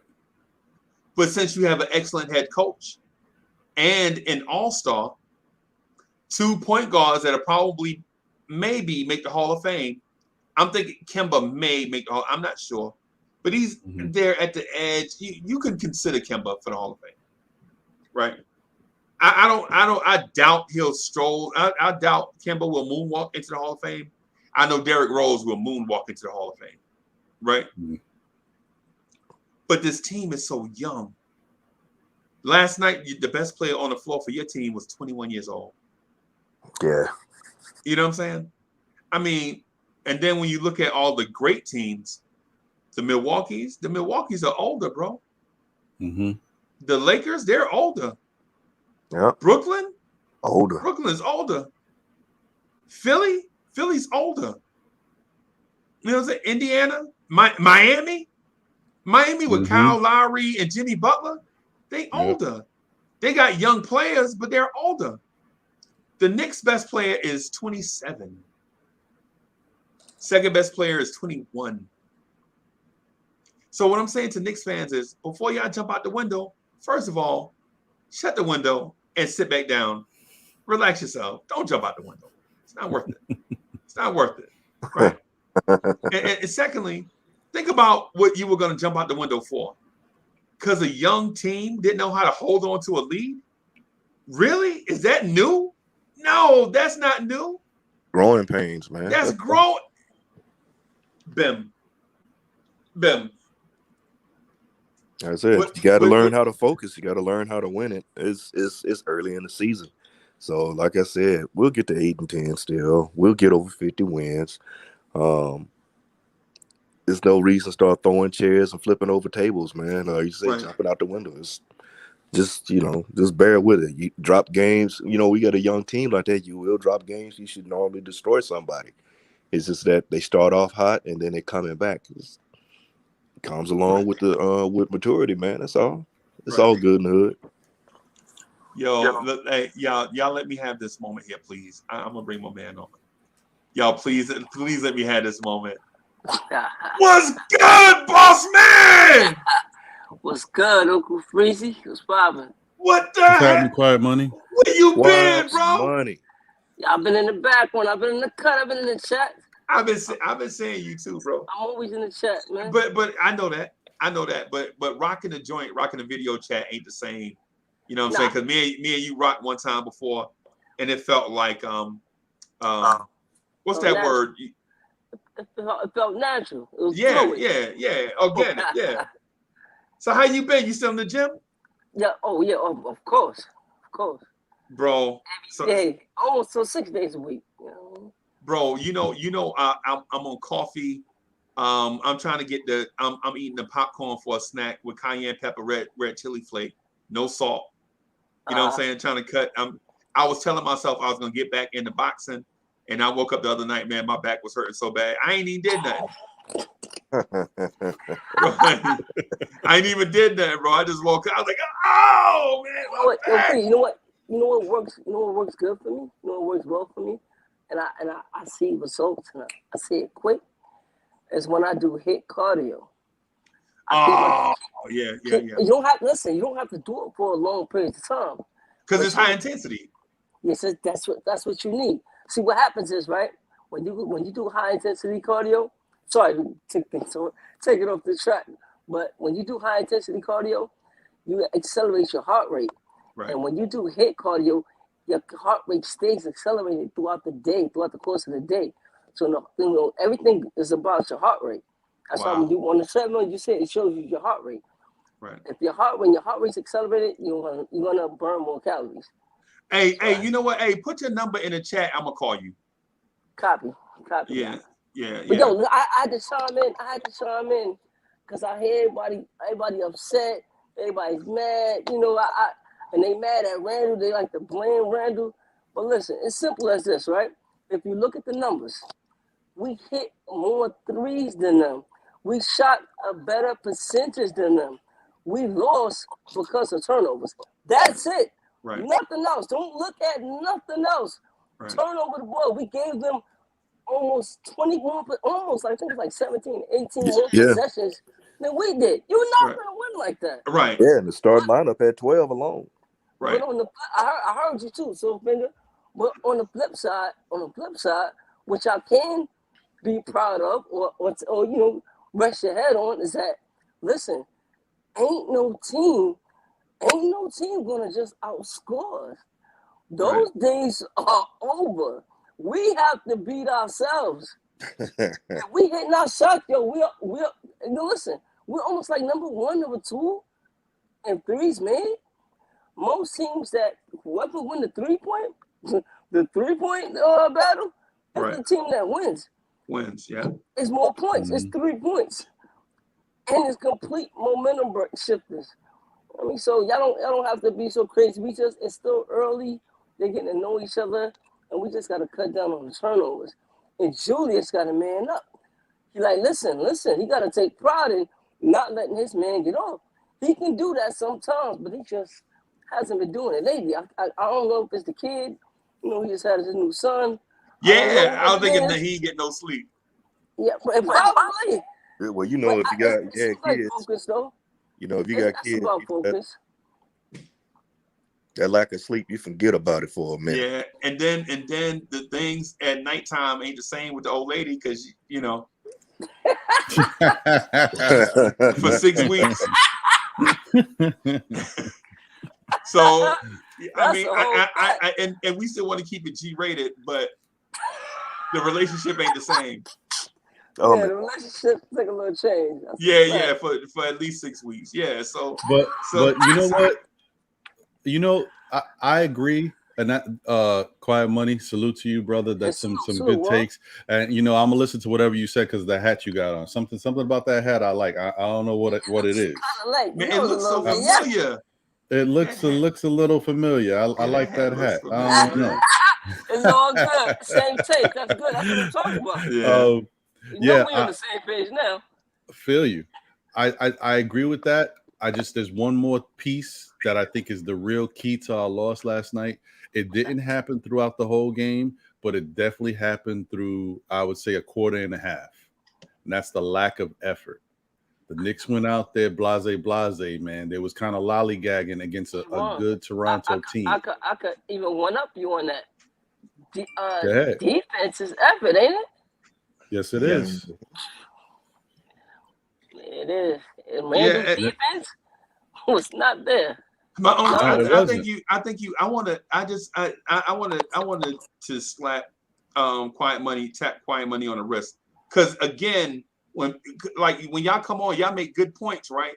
And y'all gloss over it. And I be like, y'all stop glossing over. If you come in with fire, don't put your own fire out. You know what I'm saying? We do that here. Like what you said was, You said that the discrepancy between the number of shots they took and the number of shots we took was because of turnovers, and you didn't emphasize that Toronto had an advantage because they kept getting live ball turnovers from the Knicks. Oh, so the Knicks come down on a possession, they don't get a shot, but on the other end, the Raptors get a shot in transition, a fast break. Had like 22, 24 points of turnovers. Right. That was the thing. I was hoping you was gonna get to that. I'm like, quiet money on the roll. Yeah, y'all. Hey man, y'all be coming with the fire and then put your own fire out. I'm like, come on, bro, come on. I mean, because at the end of the day, though, like when everybody blaming Randle and blaming it on this and blaming Tibbs and blaming, we turned the ball over too many times. We gave them too many possessions. We hit more threes than them. Right. But if you look at the game, it didn't seem that way. It didn't seem that way. No. Because we gave them more possessions. Because exactly to your point, to the point you made an excellent point. They took 99 shots, we took 76. How was that? How was that a discrepancy when they make a shot, we have to take the ball out? They don't keep the ball. This ain't 20. This ain't, you know what I'm saying? This ain't half court. This ain't make it and take it. Right. Yeah, exactly. Yeah. So winners out. Yeah. So your point was an excellent point, bro. And so to me, that's one of the keys to the game. Right. You know what I'm saying? That right there, what you just said, is one of the keys to the game. Yeah, but Freeze, I feel good about who we are right now. Everybody down, everybody hanging their head, they upset and tight. No, listen. Yo, we can literally compete with any team. Any team. Because there's no more points than a three-pointer. Right. And we're number one. Well, not only are we the one in attempts, but we're in the three-point percentage as well. That is scary. And makes. Last night, going in last night, I think we were second. And tonight and today, I think we're first. I can't verify that, or I hadn't verified it, but it seems right. Yeah, but don't. I was just gonna say, don't get too caught up in that whole 3-point shooting, and because if we outscore, if we take more 3-point shots than the opposing team and we make more, yet they get us by a great margin of 2-point shots, we still lose the game. We still lose. They gotta play defense. Play some type of defense. You gotta have a balance It's of more those so about the threes. turnovers, though. Those If we're hitting threes. a high percentage of our threes, whichever team is hitting a high percentage of their threes, and they playing some relevance of defense, they're gonna win. That's how the Sacramento Kings used to beat the Lakers, right? Yeah, I remember the old Sacramento Kings: Mike Bibby, Doug Christie, Peja Stojakovic, Hedo Turkoglu, and Vlade Divac. They would knock down more threes than the Lakers, because the Lakers so Sacramento's Kings knew two things, right? And they knew that they would never get these two things, so they had to find a different way to win. And that's the reason why I did a show earlier in the season, The Great Equalizer. The Sacramento Kings knew that they could never get a Shaquille O'Neal in his prime, right? The Sacramento Kings knew they could never get a Kobe Bryant in his prime. And the third thing they knew was the Sacramento Kings could never get a Kobe Bryant and a Shaquille O'Neal in their prime at the same time on the same team. But what they could do is shoot the three. That was the great equalizer for them. But what happened with that Sacramento Kings team is, and this happens to most 3-point shooting teams, when you fall in love with the three, you feel like you always have a puncher's chance. Yeah. Right? And your defense always tends to suffer because the defense is not as important as the three-pointer. Right?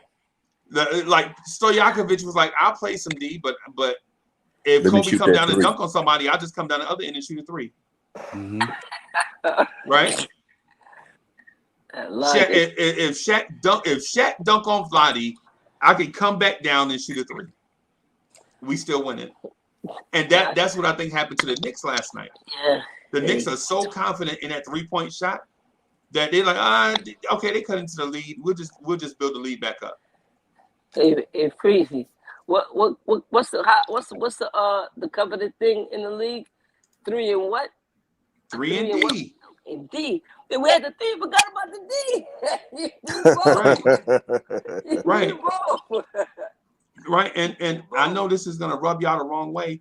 And I don't mean to be disrespectful, but I'm just gonna say this. And if I'm wrong, y'all correct me. Right. But I think the Knicks are getting away from their defensive mentality because now they are a jump shooting team. And Ron, you've been watching basketball for a long time. You know, jump shooting teams are usually considered to be soft, right? Am I wrong? No, you're correct on that one. Because like I said, you shooting all these threes, and to what Ron brought up earlier, you can shoot 2-point, go for the deuce instead of the three. And you shooting all these threes, but you're not driving to the lane, getting fouled, getting the and one.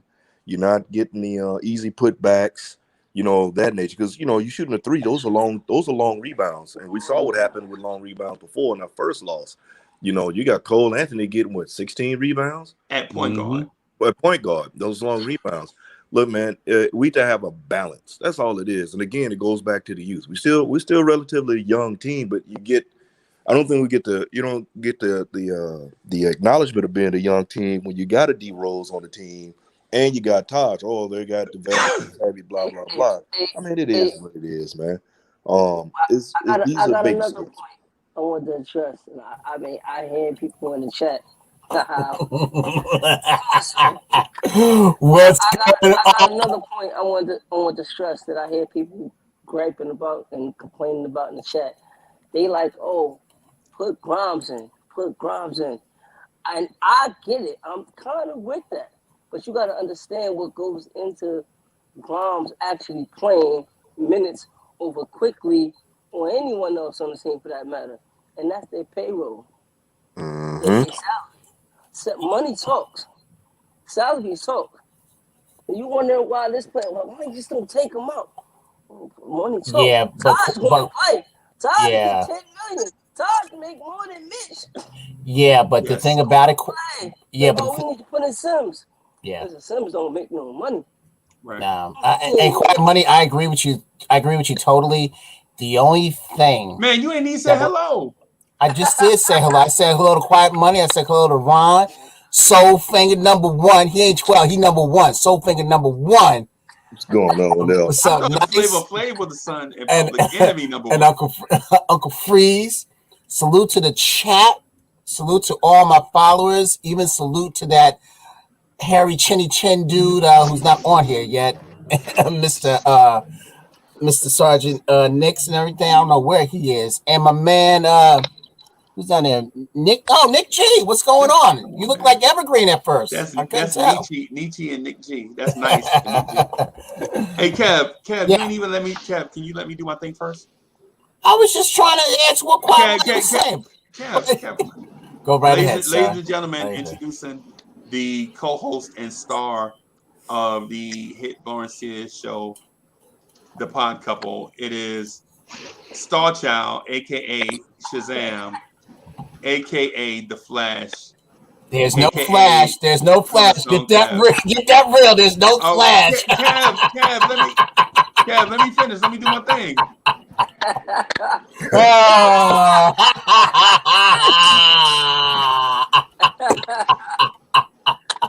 I love it. Hey, Cornerstone Kev has no television presence. Like you have to introduce him and go through the thing, and he would have hurry up and say something. How's everybody doing, y'all? Hey, man. Hey, I love y'all, man. I love y'all, man. Love y'all to the moon, man. Love y'all to the moon. Yeah. Yo, I don't love Kev at all, but as long as you don't wear those shirts, I love you, bro. Wow. That shirt was back in the summertime. This is what it's all about right now. This is what it's all about. Am I right? And I got witnesses. Quiet Money and Ron know what I'm talking about. I know what I'm talking about. Quiet Money and Ron. You know, I gave that shirt to somebody else. That one that was at the garden. Oh yeah, because I couldn't fit it, so I said, "Screw it." I hear you. I'm not going back to an extra large anymore. That shirt was big, man. That was an extra large. I need a double X, man. I'm not going down to to extra large. That big? Bro, I met you in person. You ain't seen that big. I appreciate that, man. I appreciate that. I appreciate it. Well, at least now, yeah, Kev ain't that big. Kev is like, they say Kev is like 6'4", 238, 240. Okay, see, here we go, Ron. Ron, no, that's a lot. Quiet Money, no, that's a lot. hey, Nick G, how you doing, Nick G? I'm good, man. I'm good. Hi, everybody. Good. Yeah. Good. Hey, Nice, are you there? Yep, I'm here. I'm still listening to you guys. How's everything? How's everybody doing? Which Nice is this? Nice as always. Nice as usual. It sounds like Nietzsche Nice. That's my okay. Man, he already forgot about Nice. I see how it is. But this is Nietzsche. Okay. What's good? What's good? The Avatar threw me off. What's good, players? Same old. At work. That's why I have my cam off, but just kicking it, hearing you guys speaking, and is a lovely thing. If there's one thing that really gets me out of my bad mood, and let's say out of the night that we just had, is pretty much a conversation like this. You know, just look for the positive, nothing else. Like that's one thing I just do not understand. Like, you see that we already beat Philly, we beat Chicago. And pretty much a lot of people is already thinking about, oh, are we a good team? Come on, man. How can we even say that?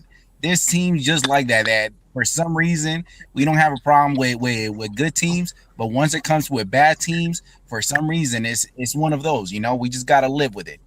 It's unfortunately, but go ahead. No, Nice. I'm sorry. I'm thinking you finished. I'm sorry. Keep going. You good. Go ahead. What I was going to say was, you know what happens with us whenever we hear of players that are going to be out, we us as Knicks fans automatically think that that's going to translate into us, blowing them out. That's and the thing about it also is that the players, I feel as though that it should be a blowout. And these guys, once our players realize that the other team is going to work just as hard as us, the better off they'll be. And I think that was the case last night, because we were up 15 in the second quarter, and we let those guys come back and take the lead. Absolutely. Once I saw Rose wasn't hitting, and there's always a constant. We always know that Rose is going to hit some shots. He was like, what? Soulfinger, he was like 2 for 8, I think it was. Yeah, he was 2 for 8. Me and Soulfinger were going back and forth last night. It was ridiculous. Of what was going on. And then the careless turnovers. Oh my God, the turnovers were killing me. On the sideline. You know what happened when Tibbs pulled Fournier out the game? You know he didn't get back in the game after that, right? Quickly finished. The one where Fournier just bobbled the ball, just. That wasn't right. What was that? That wasn't Tibbs was so mad. I was mad too. You know what? I think part of the problem here is Tibbs understands that he's got to clean up. Like we've seen these errors and turnovers been building. They've been building. They got worse against Toronto because Toronto's a good defensive team, but they've been building. And I think Tibbs is trying to send a message to everybody to clean this stuff up. And I'm not going to say he gave the game away, but I think it's teaching moments. It's early in the season. He's like, you know what? I may need Fournier out there, but I got to show Fournier. He's got to clean it up. And the rest of the team got to see it too. Yeah. And big shout out. I just want to give a big shout out. I don't think he's even in the chat right now. Knicks 100. I agree with you. Salute, brother. Knicks 100 was saying before, listen, the Knicks got to go out there and take Toronto serious, because Toronto's a good team and they got our number.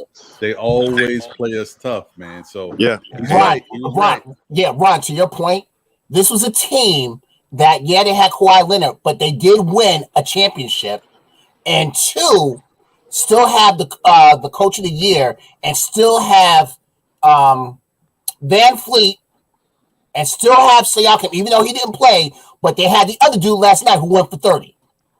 Right. OG and And Anunoby. yeah. OG. And last time, Oh, definitely, and then I heard you a little bit earlier, Uncle Freeze. I know you don't want to annoy Gary Trent, but when he's flame thrown like that, what else you gonna do?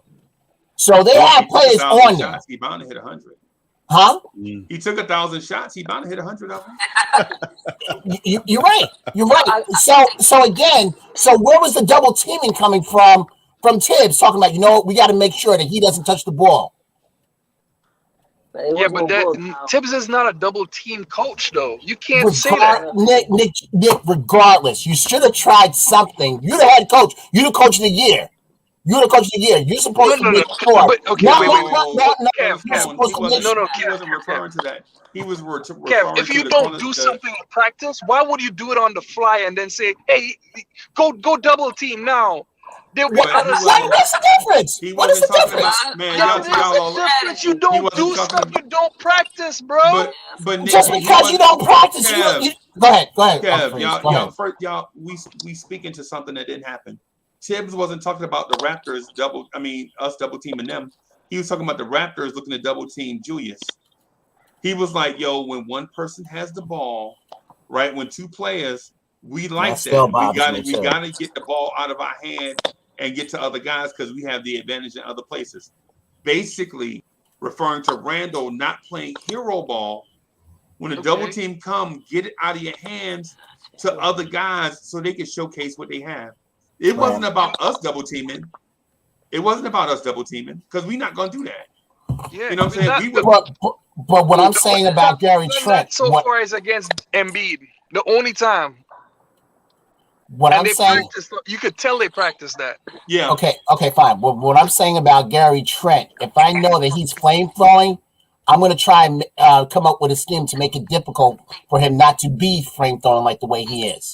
Kev, I mean, if teams can do it, against us. But wait, Nick. If teams can do that against us, why can't we do that against them? All right. Well, Kev, right? Gary Trent, he's far out. He plays really far out. It's hard to double team someone that far out on the perimeter. Right. It's hard. Now, if it's a big man, like Anunoby, but even him, he was going out to the 3-point line. This guy's he's gonna be all-star this year. I think he's gonna be an all-star this year. Julius got to do better. But quite money. You agree with me about enough. I can't pronounce the guy's name. Anunoby. He's gonna be. Siakam better watch out. That's all I got to say. Siakam better watch out. They play together, so Siakam gotta watch out. No, right. Hey, you know what? I just that's why I put the 3 up because now I just remember there's 3 reasons why we lost this game. I'm gonna give a shout out to I took Anunoby a little light. I know he's a good player, great defender, but I didn't realize he could light it up like that. So all right, okay, I got it. You got that. Randall took him a little light too. Yeah, well, hold on. That's my point that I'm getting to. The 3 things that I'm thinking the Knicks have been doing wrong, and it's been just creeping up. Last night was worse than others. One we already talked about, turnovers, bad.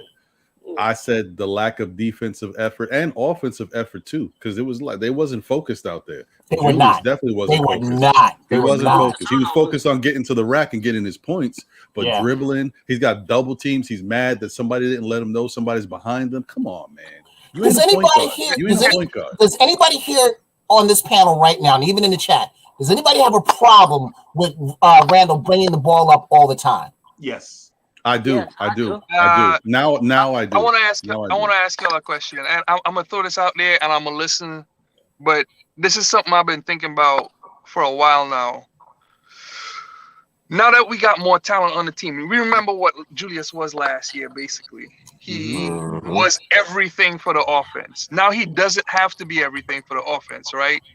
Does Julius Randle need to start moving into a Draymond Green role, where he just feeds shooters and try, even if it's just for 2 quarters per game, he just feeds shooters and then try to, take over, get his shots, get his points, whatever, because we still need him to do that at points in time of the game. And we could go through the whole chemistry stuff right now, but at the end of the season, to me, what I'm seeing is that Randle needs to be more Draymond than Randle last year. I mean, the thing last year with him, he was needed to do what he did last year. This year, I just said that, bro. I know. Nick G, I got one for you. Here's the thing. I give up. With what you said. In order for that to happen, Randle has to accept that. Or should have come from the coach. Or quite money should have come from the coach. You gotta understand. Randle has to accept it, though. He has to accept that. That's I truly believe never it's something been his different. thing. Never been his thing. He has to accept that. Well, okay, but quiet money. You can't say that he never did that because he was second fiddle to Kobe, to D'Angelo Russell. He was second fiddle to Anthony Davis. I'm talking about being selfless like that. He's never been that. Well, but even in what I just said, I said just at minimum or maximum 2 quarters because we still need him to be what he was last year too. Yeah. Well, I you mean, know what, if you do that would be great. But it takes a lot. I think it's gonna take a lot out of him to do that. Like, well, he got 4 years to do it. You have to. He got 4 years. What was Nice trying to say? What were you trying to say, Nice? Nice, what's up? Yeah, I believe it's more to it. Like I truly believe it's pretty much the team being a little bit too cocky. So we beat the team, too. Yep. And then we come in. It doesn't matter if it's better off if it's a better team than a worse team because we will take them for granted coming off from a great win. Yeah. So once we come out from a great win, for some reason the intensity of the team wasn't there yesterday. It was like they wasn't even feeling it. And if you hear Randle response from, but do you think that pretty much they did something different in order that they got the win or something like that? And what was his response? Pretty much like, well, they didn't do nothing different. How can you say that? They play with intensity. Like you cannot. It doesn't even matter if it's Washington. It doesn't even matter if it's the worst team in the NBA. You cannot take them for granted. Right. If they come out to play, we gotta come out to play. It has nothing to do with Randle. It has nothing to do with RJ. It has nothing to do with Quickly. It's the team effort. One thing that I really love from last season was that there was always somebody beside Randle. Yeah, Randle hit some. Let's say he was the main character, but you always had either RJ the other night with Randle. Then you had it Quickly with Randle. Then you had Rose with Randle. You never knew where you're getting that second offense, and that was the most beautiful thing. It's like nice, but now it's more spread around now than it's ever been. Yep. Yeah, that's not the thing. That's always a what? RJ right now, this RJ that we seeing right now is the best RJ we've had. This is something I love. Yeah, but remember, how many times have you seen RJ having like 3 or 5 back-to-back great game, and then it's like 5 or 6 coming back like nothing. He ain't producing nothing. Like I wish. No, but let me just say this. I wish that's the case. I wish that RJ produced. Like my prediction is that this year RJ will pop, but I'm still not sold because we talking about only 2 games. So you telling me that you're gonna be sold just for 2 games? No. Well, it's 3 games. Well, the other thing, Look at the improvements he made on the game. It could be even 5 games. 5 games is not the whole season. I gotta see consistency. Nice. I have to see consistency. What improvements he made to his game? About how he's finishing better. He's finishing with the other hand, with his off hand, which is the right hand.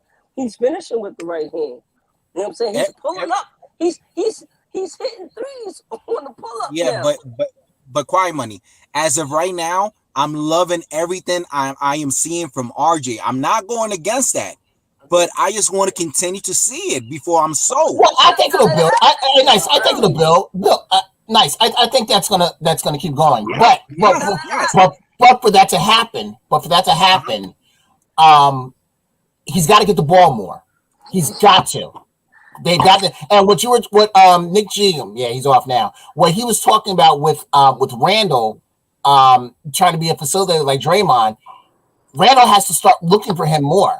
Has to start looking for RJ more, because it seems like who's ever on Randle's side, that's who he's looking for, instead of looking for the guy who's going to actually. Let's be real. RJ can get you buckets now.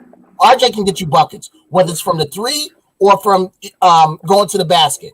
He can get you buckets. Why not keep beating him? Well, you know what? So quick question: If this is going to be a team where we only relying on two players, what's the reason of having the rest of the other players? That's not. I agree. No. That's not what I'm saying. Nice. That's not what I'm saying. But I'm just going back to what you were saying about RJ, how you need to see it more. That's all I was saying. That he has to. Randle has to feed him a little bit more. Hey, what's up, B? What up, fellas? This is yo. Just let me say this right quick, man. This is probably the highlight of my summer right here. I got Quiet Money and Beans in a video chat at the same time. No disrespect to everybody else, man. I love y'all all, man. But Beans is here. Yo, Beans and Quiet Money. I love, you know what I'm saying? Man, listen, right. This is my highlight right here. Beans, how you been doing, brother? Man, I'm chilling, man. I'm just happy to be here. Shout out to everybody on the panel. Get them likes. Y'all know what time Get them likes up. That's right. Get them likes up. Get them likes up. Get them likes up. Yeah, man. So how you been, man? You said you been good? Yeah, man. I've been chilling, man. I've been a little behind the scenes. You know what I mean? I got a couple things going on. But, you know, Knicks season back. I'm back. We back, baby. We here. That's all it is. That's all it is. We here. Yeah, we back. Here. Hey, this is hey, for people that don't know, man, Beans is my guy. Like when he first came on, he didn't wanna overpower the chat. So he was kind of mellow, like sitting back in the cut. And I was like, Beans, bro, you got to stomp through here with Sasquatch feet, bro. You know what I'm saying? That's how I do it. You know what I'm saying? Yeah. You got to come. You got to stomp through here, bro. Man, hey, man, Beans, listen, man, I'm glad you here, man. You know what I'm saying? We've been missing you, bro. I appreciate it, man. I appreciate it. That ass, I appreciate it, man. Yeah, family good? Yeah, everybody good, man. Everybody good. I'm married now. Everything good, man. Congratulations, man. Congrats. Well, yeah, thank man, you, man. Congrats, appreciate it, y'all. Appreciate it, y'all. Yeah, man. Yeah, man. So, hey, what you think about last night's game, man? Oh, man. I'm going to start like this, man. Everybody saying Randle had a good game. He had a good numbers game. I understand that. When you look at the box score, I heard y'all talk about this plenty of times. He had 22 and 9, but it was empty. You know what I'm saying? Because out of that 22 and 9, he had 18 in the first quarter. So it's like the last three quarters, your boy, what's his name? Ajabanobi. What's his name? Start with an O. OG. He was pitting it on Randle. Yeah. He was violating Randle. And then, like I said, too, our bench ain't there. Our bench ain't what we thought it was. You know what I'm saying? And Tibbs need to give them young boys a shot. That's what I feel. But Beans, but like I told everybody else, like that's all good and dandy. Like, yeah, that's what we want to do. But understand, it's a lot of factors actually that's prohibiting that from happening. One, Tibbs don't operate like that. If you notice, like I asked people yesterday in the chat, I said, what was our record this time last year? You remember? Yeah, I understand that. But what I'm trying to say is, no. They got that. That's a lot of everything. That's a big part of what's going on right now, and why you can't see the players that you feel you should see. All right, so let me ask you this. You saying that, right? But ain't this supposed to be the Big 15? Ain't that what we represent? Right. Yep. Yeah, but that means whole team. Everybody got a role, and when everybody ain't playing their role, somebody else should get that time. You understand? It might not be their time yet. But guys, you can't roll like that. Wait, so let me ask you another question. Do you believe that we're not going to make any trades or any moves come trade deadline? Before the trade deadline, yeah, I see another trade coming. So you gotta give it some time then. So that means the roster is not going to be the same. All right, but what about the stars that we had from last year? But you got to understand, like, all right, when you get rid of a player, when you go to trade a player, what do you do first before you trade him? Say that again.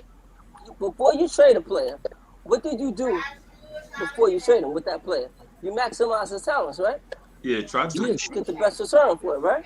Right. Sure. So don't you? And if you believe that we're gonna make moves, that we're actually gonna make trades, that means we're gonna, to some people that you see, some players that you see in the team, are not gonna be here. We're gonna move them. Right. Right. Yes. So you mean build up their trade value? Yeah, exactly. Right. But 9 times out of 10, their trade value is already there because they played for us last year. They know everybody know what Burks can do. Every year is different. Every year is But different. see the thing about it, he mentioned Burks. I mean, no offense, but Burks isn't really showing me anything right now. He's really not. It's the thing though, we already got a replacement for Burks on the team. Right. You know what I mean? Right. But if we're gonna move them. That's why they got the contracts they got, so they can be movable. I can go with that. I can go with that. Yeah, I can go with that. You gotta give it time. You gotta give it time. Wait, I know. but hold on. Hey Ron, let me ask you this question first. I'm gonna ask Ron this question first. So Ron, if there's an adjustment to be made, right? So let me address these real quick. So Paris Duggar, thank you for the generous contribution, bro. Duggar. Paris Duggar says biggest problem, roles and quickly aren't the same. Bim. All right, Heck Brizo says, hey Heck Brizo, thank you for the generous contribution. He says, is Julius scared of RJ becoming the number one? I say that's some truth. That's some truth. No, it's not no truth. All right, so let me ask Ron this. I just want to get Ron's opinion. Kev, don't cut him off, Kev. I'm not gonna cut him off. I'm quiet. Kev, don't cut him off, Kev. Kev, don't cut him off. I'm just asking. I'm asking nicely. So Ron, if there is an adjustment to be made, right? That means the team recognizes that there is a team weakness that needs to be addressed. Right. So if the team has a glaring weakness, what is that weakness and how do we address it? Well, I mean, look at Kev. Kev want to cut you off bad. You can't help hold on. Well, first off, what I was saying before, because we kind of got caught up and went in a different direction. I had mentioned there was 3 things, right? Okay. I said turnovers, and I said a lack of effort on the offensive and the defensive end. The third thing that I was mentioning, and this is the type of stuff, like no matter what you do, if you want to make a trade or what to address something, you got to clean up home first. You can't bring another piece into a dysfunctional situation, because you're going to get the same results. We're talking about Randle being here and making these mistakes, but we got to clean up what's going on with Randle. You can't obviously we could trade Randle. Say we trade Randle for like somebody like PG-13. If our team is all messed up, dysfunctional, we not doing the right things, we turning the ball over, all this stuff, you bring in PG-13, you're going to get bad results. You ain't going to get what you want. You got to clean up the situation here first. Now, that being said, the third thing that I was talking about, and this is crazy because I was looking at it, watching the game, and I'm like, how could this be possible with these numbers?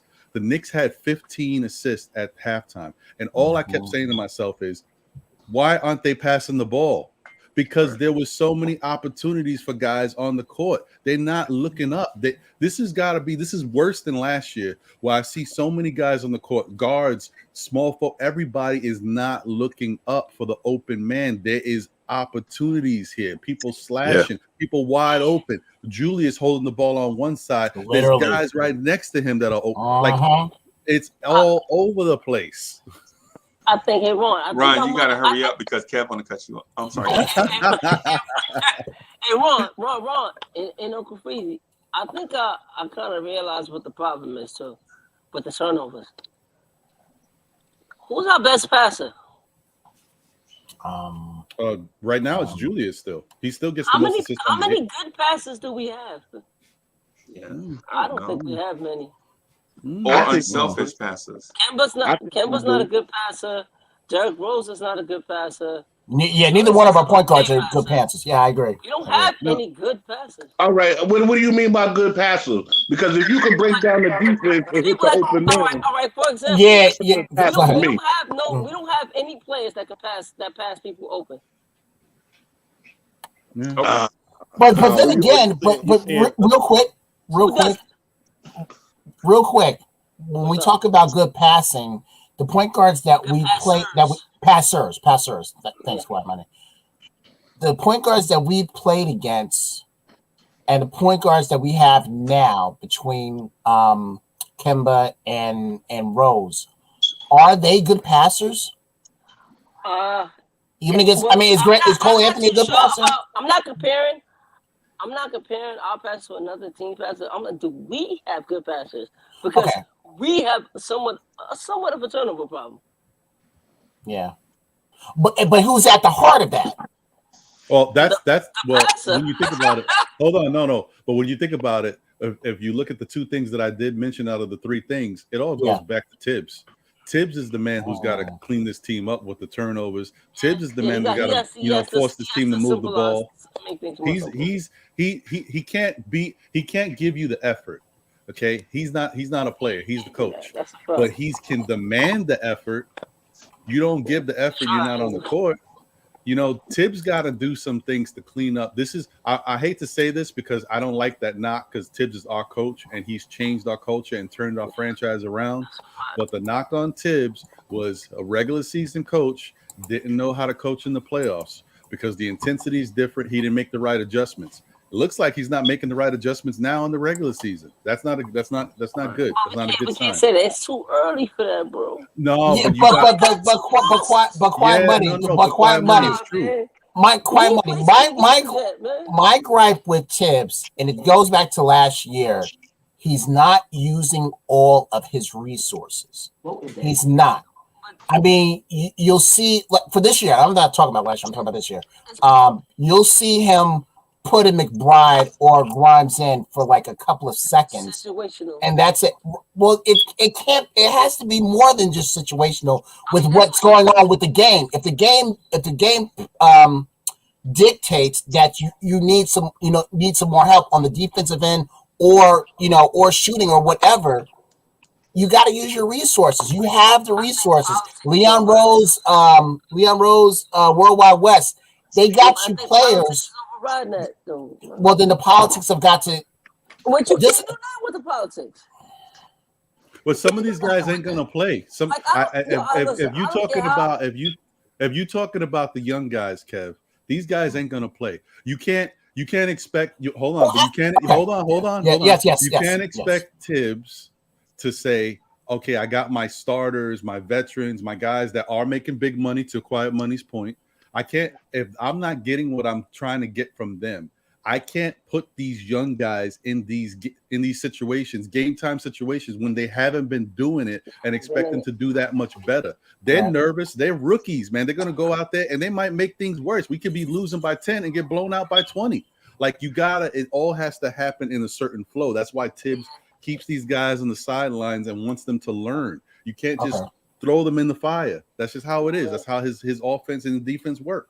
Okay, so then the other thing is then if what you say, and I believe everything that you're saying, if that's the case, then come before the trading deadline, get players in here, trade or whatever. Yes, let's bring in Lou Dort.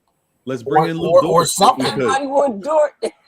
Yo, we need Dort, man. Hey, so let me. I need to get Soulfinger opinion on some. I was just gonna say the same thing, Freezy. Hey, Soulfinger, how you doing, bro? Oh, I'm good. I'm just sitting back.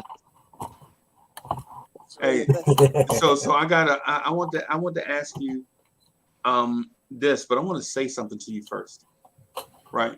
Mm-hmm. So for one, I'm starting to believe that Derrick Rose needs a bench companion, right? And when I'm saying bench companion, I'm talking about a ride or die dude with him.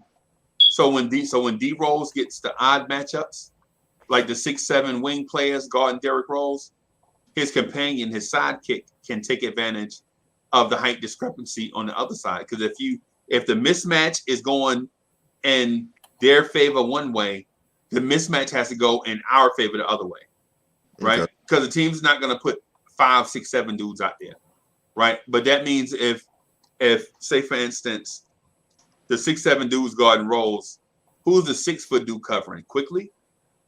So if the 6-foot dude's covering Quickly, why not have Quickly take advantage of that matchup? Right? Now with that said, the Knicks tried to take advantage of that last night, but Quickly's shot is off. So how long do you wait for Quickly? And is Quickly the answer to the question that I just posed to you? Well, my man. Yeah. Well, first of all, with the whole situation with IQ, he's not looking at the IQ everybody fell in love with last season. So, and again, I'm stick with the growing pain situation. Yeah, D Rose does need somebody to run with him to get some heat up off of him. We're starting to get to the point where we're looking for D Rose. You know, hey, we're down. D Rose is in. He's gonna open it up and he'll save the day. But he does need help. With that, yeah, I do agree that he needs somebody, and I'm not gonna just say it's not gonna be IQ. But along with a lot of other folk, and like I said, this is one of those situations where people gonna say, "Well, we got this person, you got that." But look, we're deep, like we've been saying, and in some, we need to start doing more situational. And what I mean by that is, look, we got some of the young guys. I know some folk don't want to put the young cats out there, but look, man, if you're more senior folk ain't trying to do it, it's not bringing it. This hey, get them out there. Thank you. Try Thank some, you. How about this? Soulfinger. How about this? How about you sit IQ? Not forever. Yeah. How about you sit IQ for a stretch? Give Knox a go. Right. And so here's the backcourt now. Derrick Rose, Alec Burks in your backcourt off the bench. Kevin Knox and Obi Toppin on the floor for spacing along with Taj Gibson. Why not? Does that Kev, I'm asking Soulfinger that. But I agree with you. You know that, right? I got the answer. No. And so I'm asking Soulfinger that. But I know the chat is gonna chime in too. But first, let me introduce my main man. Let me see if I got his intro queued up. I got somebody in the back I'm going to bring up. I want to see it. He is a veteran. All right. Here we go, y'all. Here we go.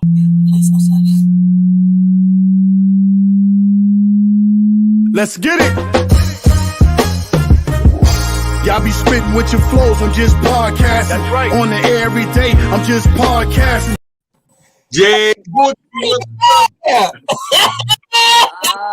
Boogie Man. Dr. Funkins. We podcasting. We Dr. Funkenstein. How you doing today, bro? Hey man, good morning to y'all, man. How y'all doing this Tuesday right here, man? I'm in the middle. I had to go back to my storage and get some more pads. These people had more stuff than I expected. But during this time, I had to come on and holler at y'all, man, and rock with y'all brothers. You know what I'm saying?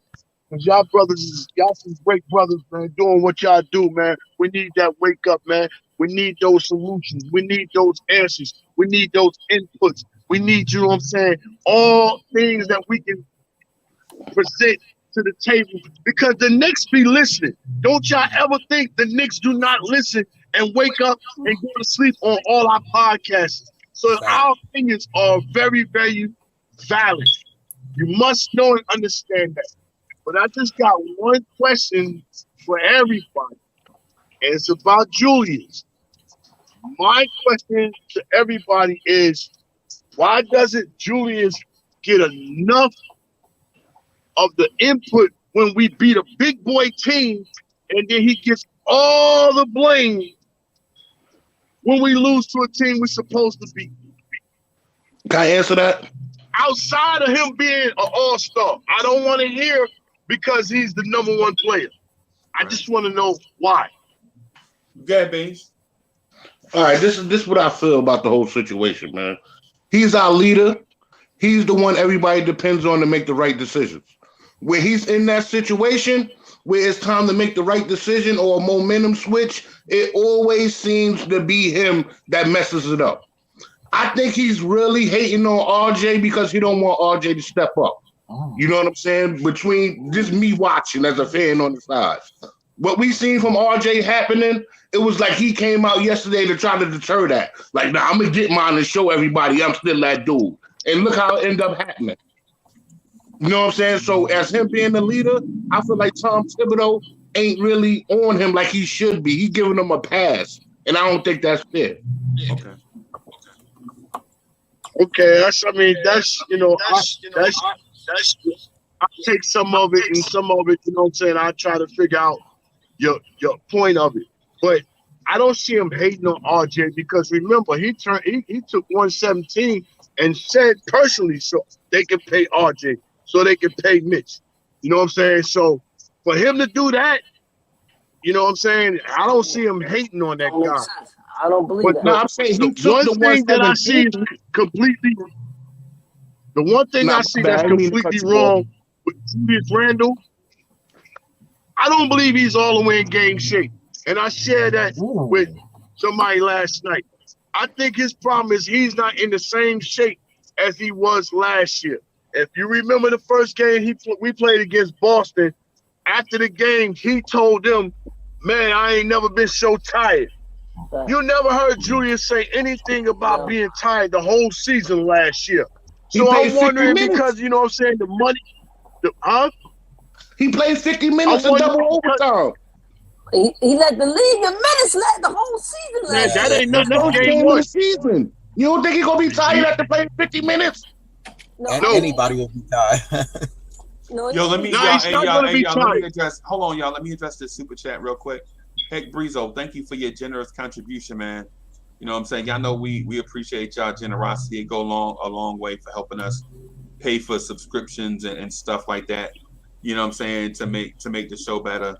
You know what I'm saying? So that we can do stuff like that.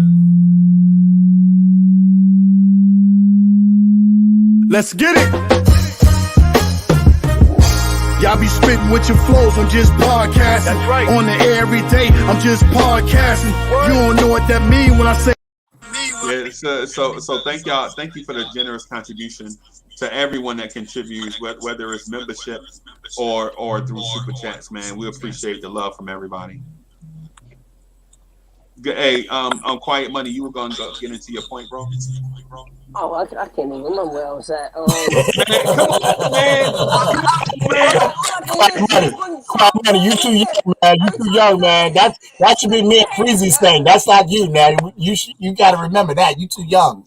I'm not young. Don't even go there. You 23, man. 44. Every bit of it. You don't look no 44.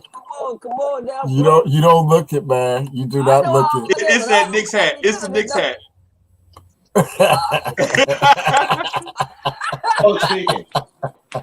Freezy. Yo. Put the link in the chat so I can jump on from my phone. I gotta give up my laptop real quick. Okay, I got you. All right, got you. Good job.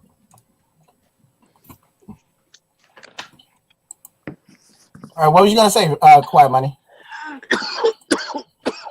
No, I was saying I can't remember the point. I can't remember where we was at.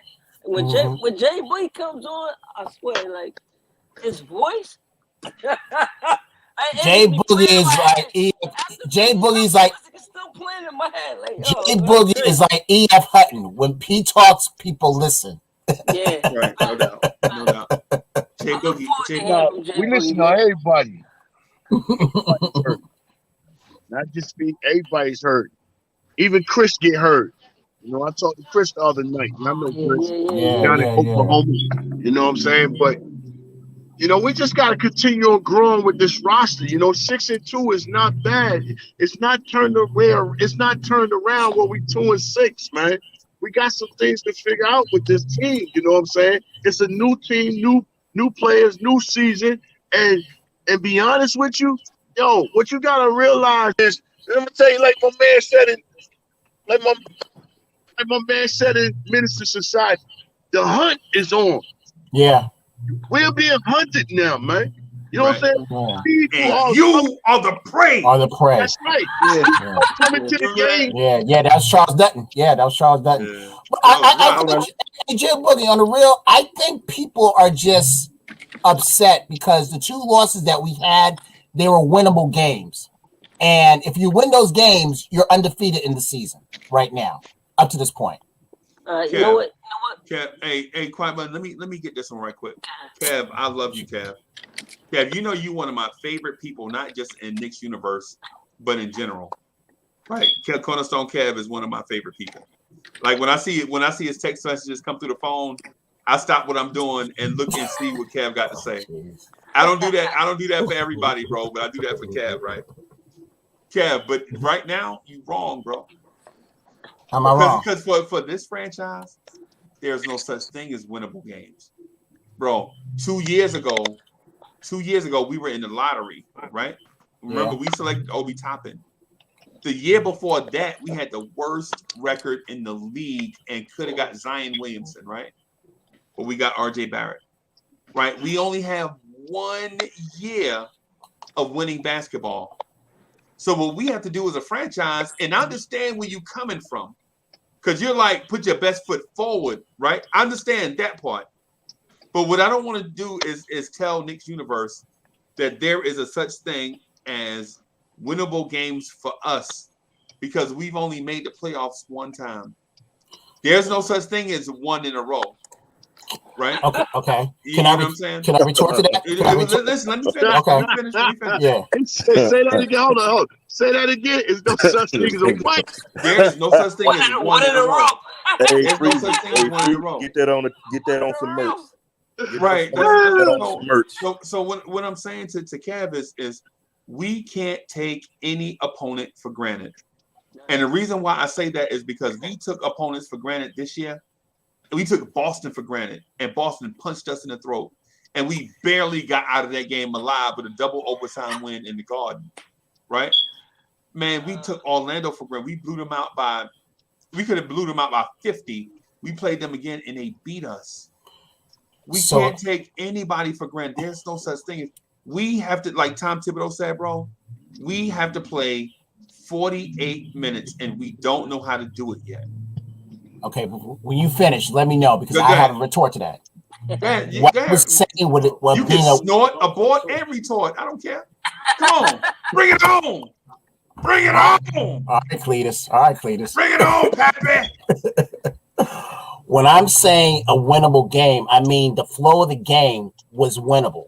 We could have won both of those games. That's what I'm saying. I'm not saying that the team that we're playing against, we should have been blowing them out and everything. I'm not saying that. I'm saying the way the game was going, we could have won both of those games. That's what I'm saying. That's true. Could I ask a quick question to Soulfinger, if you don't mind, Hey, go ahead, man. Hey, man, I appreciate you, brother. You know I love you. Yeah.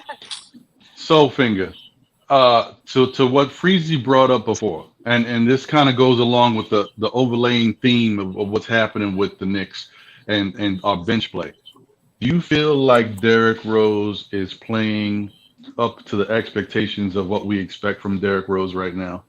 Oh, good question. Oh, that's a good one. That was a good one right there to put me out there. Yeah, because we were talking about that last night, Soulfinger. Yeah. For the most part, I do believe he is. My opinion, he is. However, I got to throw that in there. The however, the buts. He can't do it. He's not going to be doing it all without help. And I didn't get a chance to finish up on that question for Freezy. I think that, you said Knox, maybe put Knox out there. You could probably give him a chance, but I'm still looking at Grimes over Knox. Due to his defensive play. And I know Grimes does have to work on getting separation, but I was willing to put him out there. I'm willing to put one of them out there, but if I was to pick one of the two, I put Grimes over Knox. It's just me.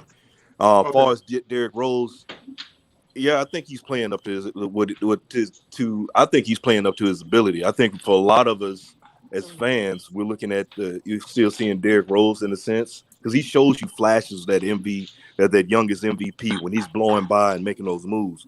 But keep in point. Keep in mind that Father Time is undefeated, and those injuries do come back and get you. So, for the most part, Derrick Rose. When you think of the second unit, Derrick Rose is the head of that snake, man. He's the one that you put in. Yeah, I agree. I agree, Soulfinger. I just brought that up because I know some people in the chat have mentioned it. Freezy has been talking about the bench play, but the other thing that I'm noticing is the Knicks have kind of gone away from Derrick Rose. Like Exactly. Derrick Rose has been a solid person. I've called him the stabilizer since the beginning of the season because whenever we get too high, get too low, he's the constant professional. He gets out there, he scores them buckets to keep us going. He hasn't even had an opportunity to really get into the flow of the offense. If you look at his last two You think so? games, Y'all think so? Yeah, I no, agree. yeah, he hasn't been. He's been passing the ball. Okay. He hasn't been taking the shots. Look at his points. Look at his production. Can I throw this out there too, Ron? That you brought that up. Let's take into Mm-hmm. account the Orlando game. Who's the one that had the team on his back for a minute trying to make the run, make the comeback? Yep. What I was saying. Exactly. It was Derrick Rose. Then on top of that, cause looking at he only scored 4 points last night. Yeah, Mm-hmm. his shot just looked real flat. But the thing it is, didn't look like it. Yeah. But again, like you said, D Rose, we look for him to come out, and it's like, all right, hey, it's like, here comes Jesus. He's about to save us. But the thing is you can't look. He needs help, and I think that with at first it was IQ, but IQ's going through.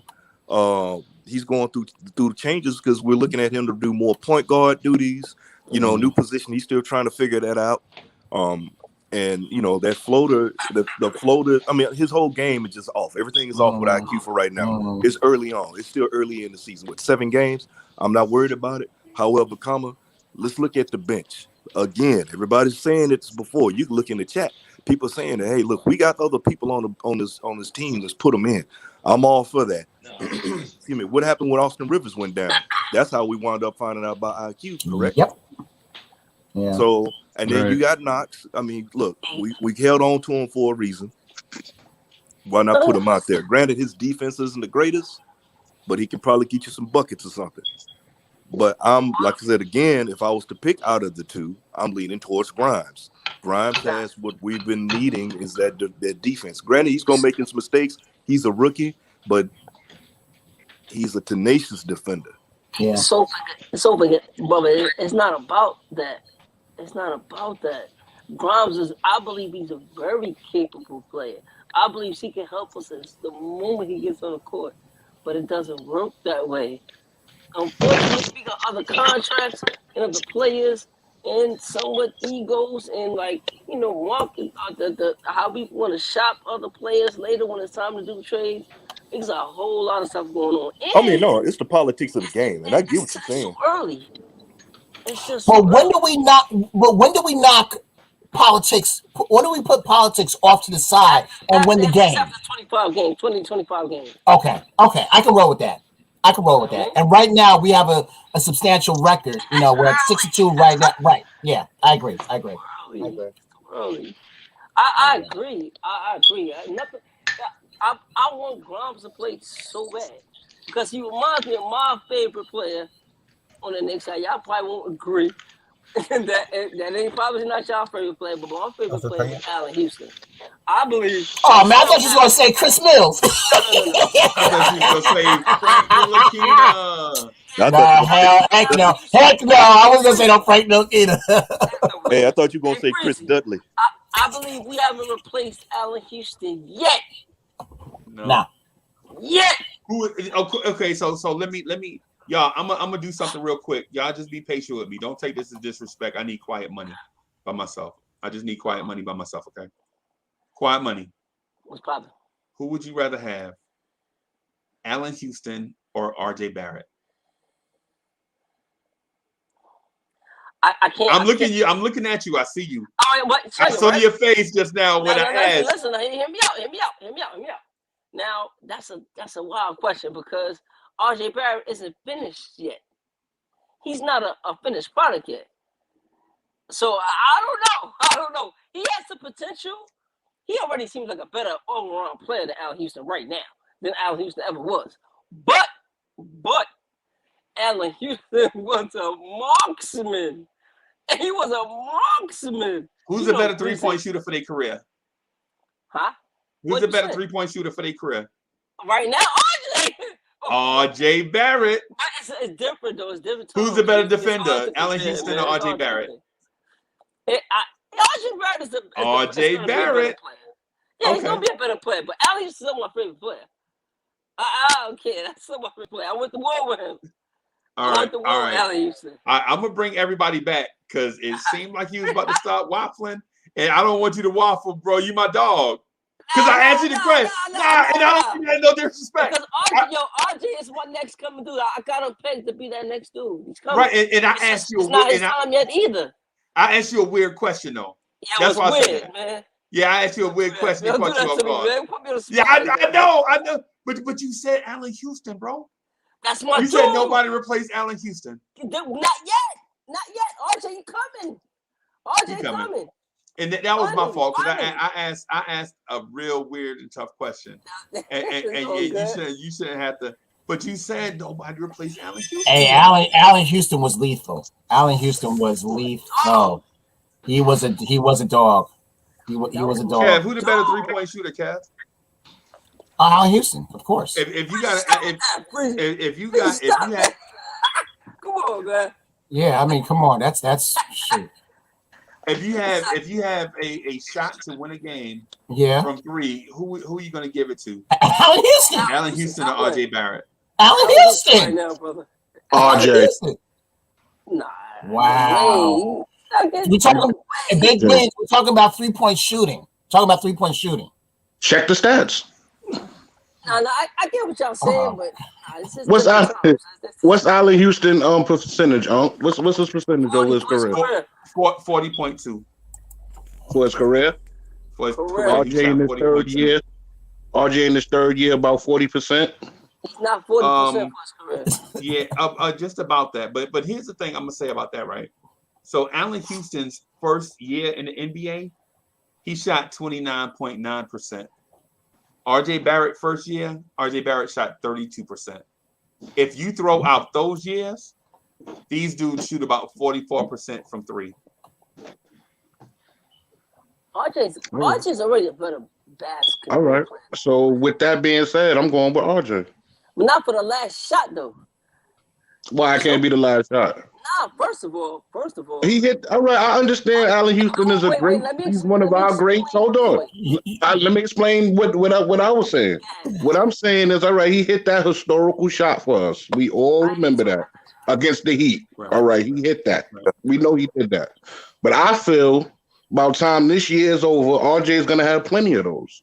That's just my opinion. But go ahead. No, it's cool. Hey, quiet money. You know what it is about? B? He's upset that Allen Houston got that $100 million contract, and then I'm still salty about that.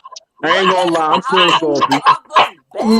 RJ got one more notch he got to add to his game, and the only notch he got to add to his game is commanding the ball. When RJ starts commanding the ball and going to get the ball and telling him, give me the ball, RJ is going to be completely landed at the clear point. That's the only difference between him and Allen, you know what I'm saying? But right now, at this point in time right now, man, that little dude is coming, man. And he's coming fast, man. Yeah, he's coming. You know, it's the difference between, you know what I'm saying, with him realizing we got all these new players coming to the team. I'm going to take a punch for the team, and I'm going to start playing defense because I know that's what the team need, a better perimeter player. And then when I get bums in front of me, I'm going to demolish them. Y'all act like y'all forgot I can't play. Y'all act like y'all forgot I ain't worked on my game. You act like I ain't learned how to get this handle. You act like my stop and pop is not rocking. You acting like I can't catch and shoot. He done added all these repertoires to his game, so now he's a reservoir dog. He should have been on that track with Jay-Z, Jada Kiss, and all them dudes on that reservoir. You know what I'm saying? Give RG a little bit more time, and the league gonna understand where he's coming from. Hey, J-Bro, you said them bums, man. Oh, he did. He said them bums. Go ahead, J-Bro. It's not RJ time yet. It ain't his time yet. It's not. You know how it goes, Jay Boogie. Yo, Uncle Free, can I ask you a question? Can I ask y'all a question? Yeah, Am I man. the only one? Am I the only one that seen RJ start waving Randall off? He's trying, but it's not. Hey, It's not. He hey, you started know, waving them I got a off like follow I on this. got this. I He's just trying. want He's to. trying to do, but it ain't really his time yet, man. He did it yesterday. No, but it's not. It's not truly his time yet. Randall just got the bag. When RJ get his bag, that's it. That's Hey, it. let me clear that. Let me clear rocking that with up real beans on quick. When I this. said bums, I'm not talking about guys on our teams. I don't No, want that to get taken out of context. no. Guys that are not on our team anymore. Yeah. Guys that I'm are talking about not the on our team bums. anymore. I'm talking about the bums he playing against. When I got a bum in Oh, front of okay. me, I'm demolishing him. See, when he played against Tatum and who was the other when he played against Jaylen the Brown. big boys, Jaylen Brown. don't look for him to do a lot of scoring because he's gonna be more concentrated on the defense. But when I get a bum in front of me, look for me to cook. Who want to eat some of this right here? I'm stirring up, man. That's what I meant by the bums, not on our team. He cooked against DeRozan. He cooked against DeRozan. Cooked against Levine too. And DeRozan is a decent defender. Yeah, Not great. I would say this to agree because I love Allen Houston. He's one of my favorite Knicks of all time. One of my favorites. But as I'm looking at it now, man, what we got in RJ is something special, bro. And I'm rocking with. Look, I got to rock. I'm gonna tell you now. That's right, Soul Finger. That's right. Yeah. Yeah. I So got to let me rock ask- with beans. I mean, I'm not gonna lie to you. I'm rocking with beans. I'm sitting there listening to it, and like I said, I can't. It's two different things. RJ's career hasn't been written. Allen's already on. The only other thing with Allen with the knees went on him real fast. Right. Those knees went on him real fast. Yo, he know that carry he was trying to do was ridiculous. Yeah, but the thing about it is, RJ was a better defender. He's been a better defender than Allen the whole time. Oh, absolutely. I'll give you that too. And like I said, I love me some Allen his whole Houston. career. I love me some Allen Houston, man. I show clips to my daughter to work on her shot. Look at his form. Look how pretty it is. That's those things like that. But when this come down to it, man, you cannot. Look, RJ is that. Look, he's that young Thundercat coming, bro. He's coming with a vengeance. And the thing is these look, he's taking the challenge. That's what I love about RJ. Yeah. RJ's like, hey, I want him. Put it on my back. Look, this is his year. I said it before. Freezy, remember you and I talked about this, and I said it. This is going to be the year for RJ because the way things are set up. It's just taking him a little bit to fill out and everything. But when he comes, oh, bro, he's coming. He hit them with them thunder cookies when he get on the court. Yeah, I'm going to tell you that now. Now, Soulfinger, let me ask you, and I asked this to the panel as well.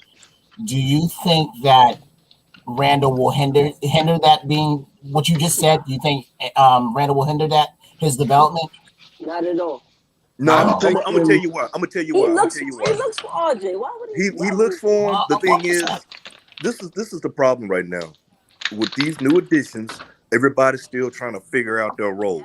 Not Ronnie, Bobby, Ricky, and Mike. Yeah, the one thing that nobody has to figure out, the one thing nobody needs to figure out is how to is play defense. That's one thing you don't need to worry about. That's all we need to focus on. You got to focus on that. But the rest of it, but it's, as you said, it takes time to gel and get the chemistry together.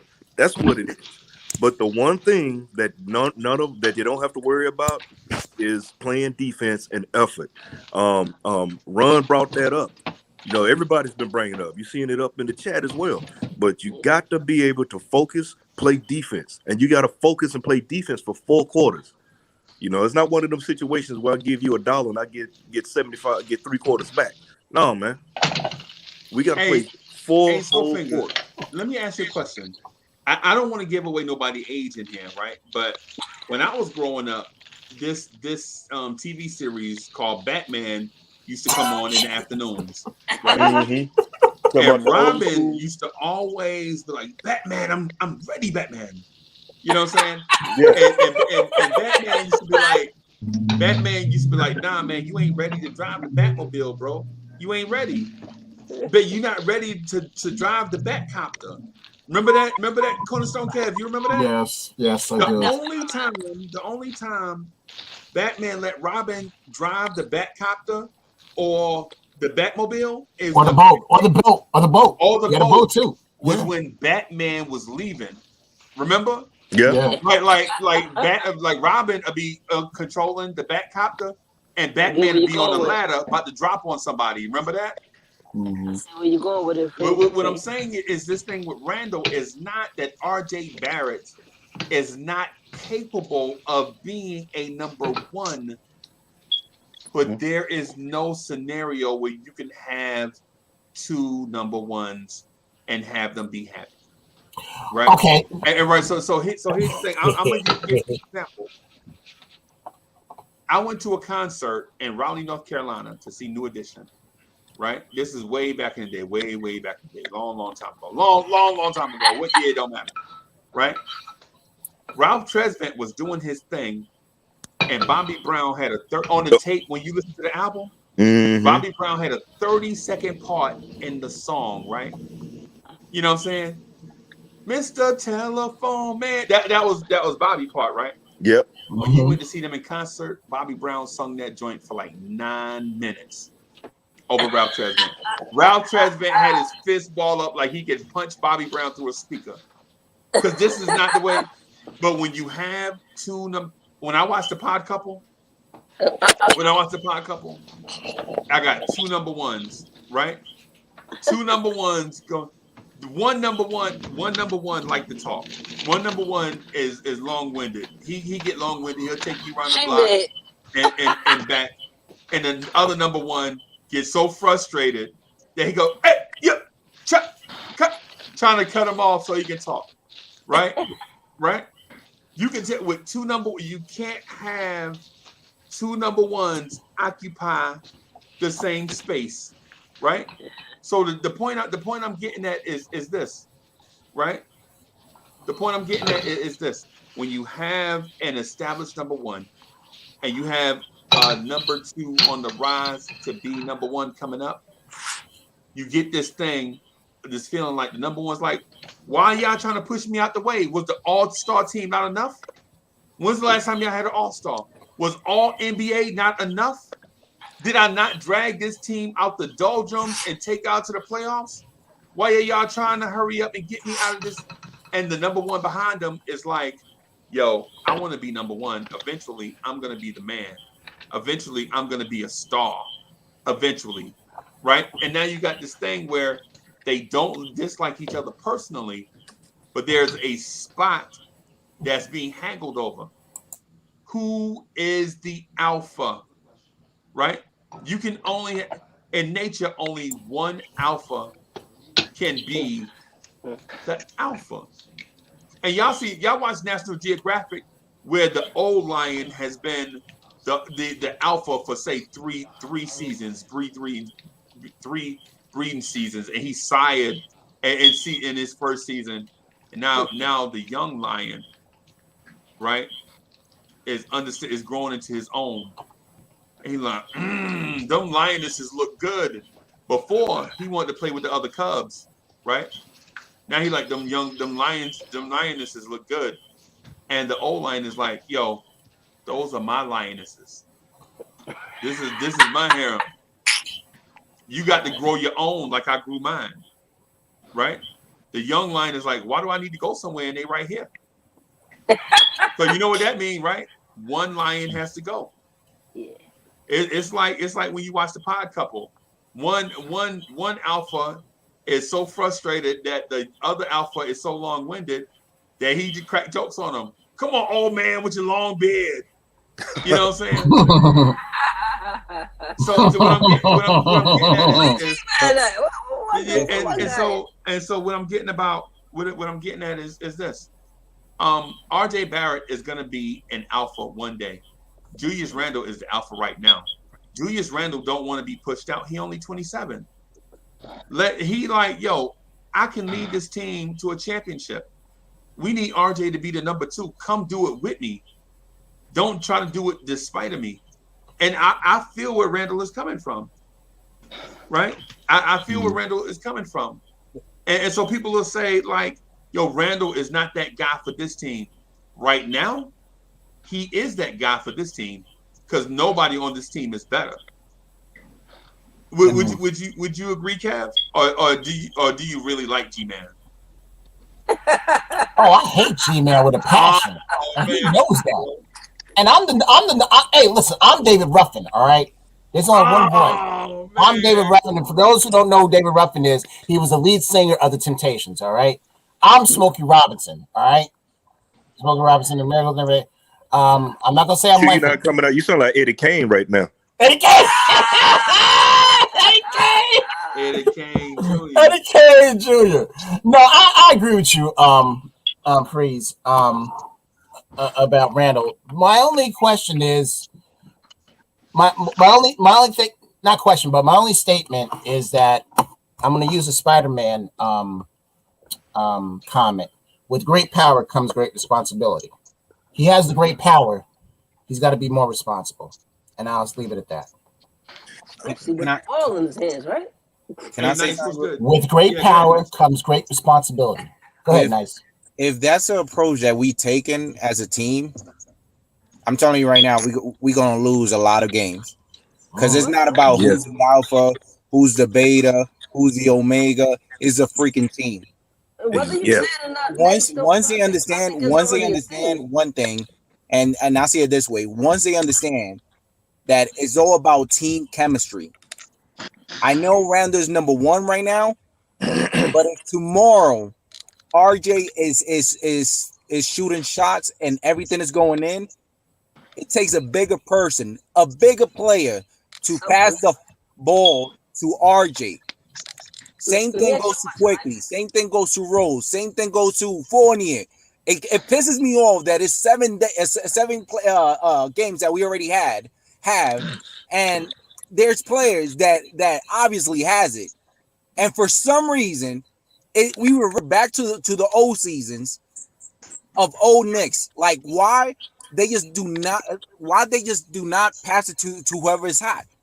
If they keep on having the mentality that, oh, I know he's hot, but my side is not looking good, so I'm going to start shooting. It kills us. It kills us. Goes back to the one thing, the Let me ball ask you movement. this. And that is a disgruntled. Let me ask you this.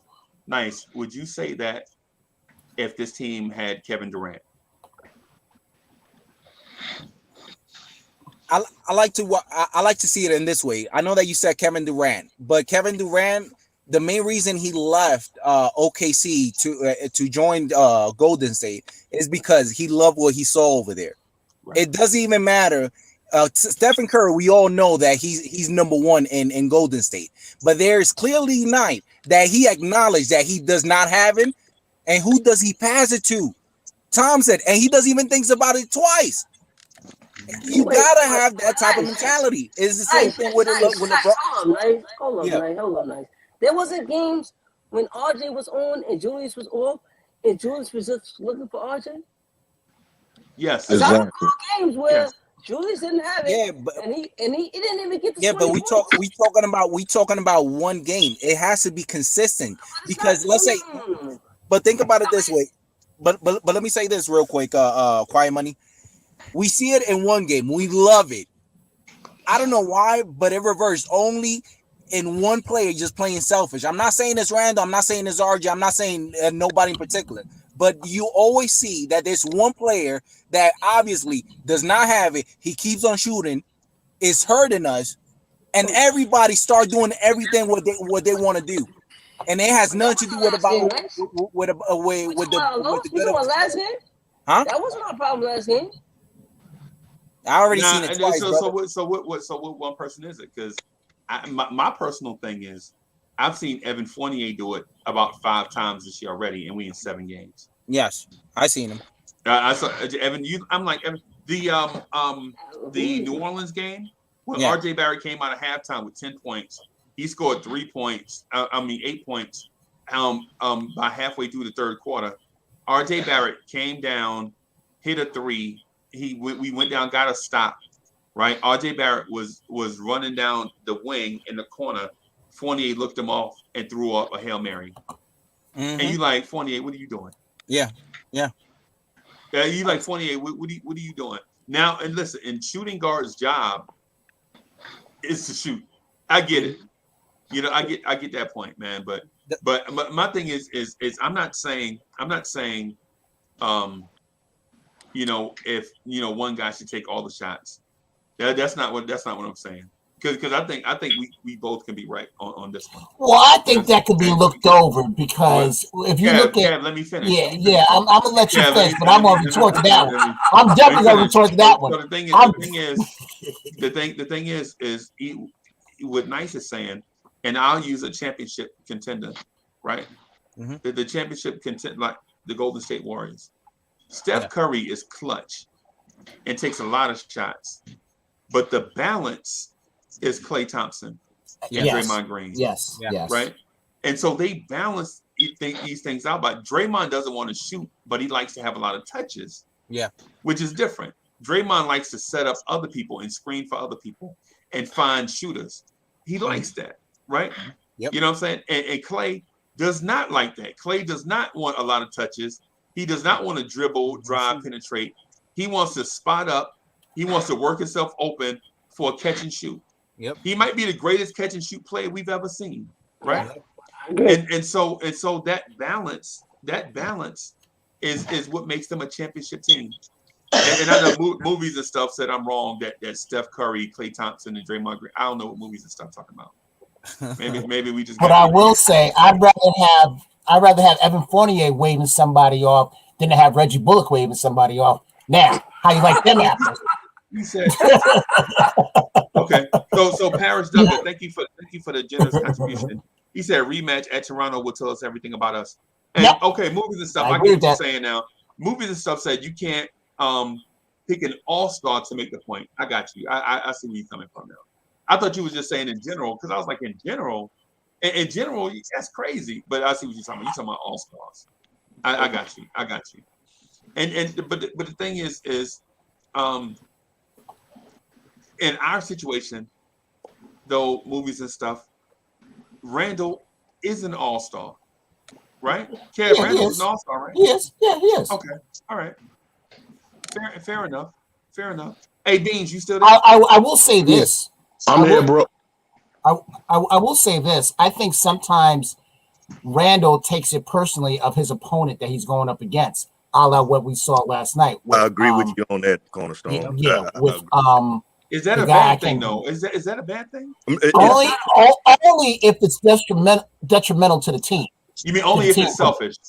Yes. If it comes off in a selfish way, I agree with him. I've seen him do it, but I'm not trying to heap on with Randle because it's only one. Look, we only got 2 L's, and I noticed since we got these 2 L's, there's all kinds of this, that, third going on. The kumbaya is out the window. Yeah. Winning cures everything. Hey, everybody's high-fiving and shaking hands. You know what? And everybody eating cotton candy and riding unicorns and chasing rainbows and sharing you know what I'm saying? I think again, I'm gonna go back to it. I think again what people are more upset at is that the 2 losses that we have could have been 2 wins. But I say this. Yeah, but that's every game. Yeah. Well, now here's the thing, Ron. Here's the thing. Let's say we played Denver and we got blown out. That wasn't a game that we could have won. But these 2 right here, this Orlando and this Toronto one, those are 2 games that we actually could have won. You're right. Those are games we actually could have. We could. Let me just jump out here on this one again. I'll keep it short because I'm not gonna pull my G-Man and take you to like 2 other neighborhoods. Shout out to G-Man for life, Sergeant Jakes, aka. Don't salute him. Shout out to G-Man for life. He probably somewhere listening and mad because he can't jump in. I'm gonna put it like this here, and you gotta look at it. There's a few other factors that's going on with it. Because before we talking about Randle, let's look at the situation he's in. He just had a new kid, and as Freezy brought up earlier, and those that got kids, hey, your house is a whole different situation. So he may not be getting the rest and stuff that he was getting. Now the other thing is we're dropping games that we should be winning, as you say, but anybody can beat anybody. But you got to stay focused in this effort.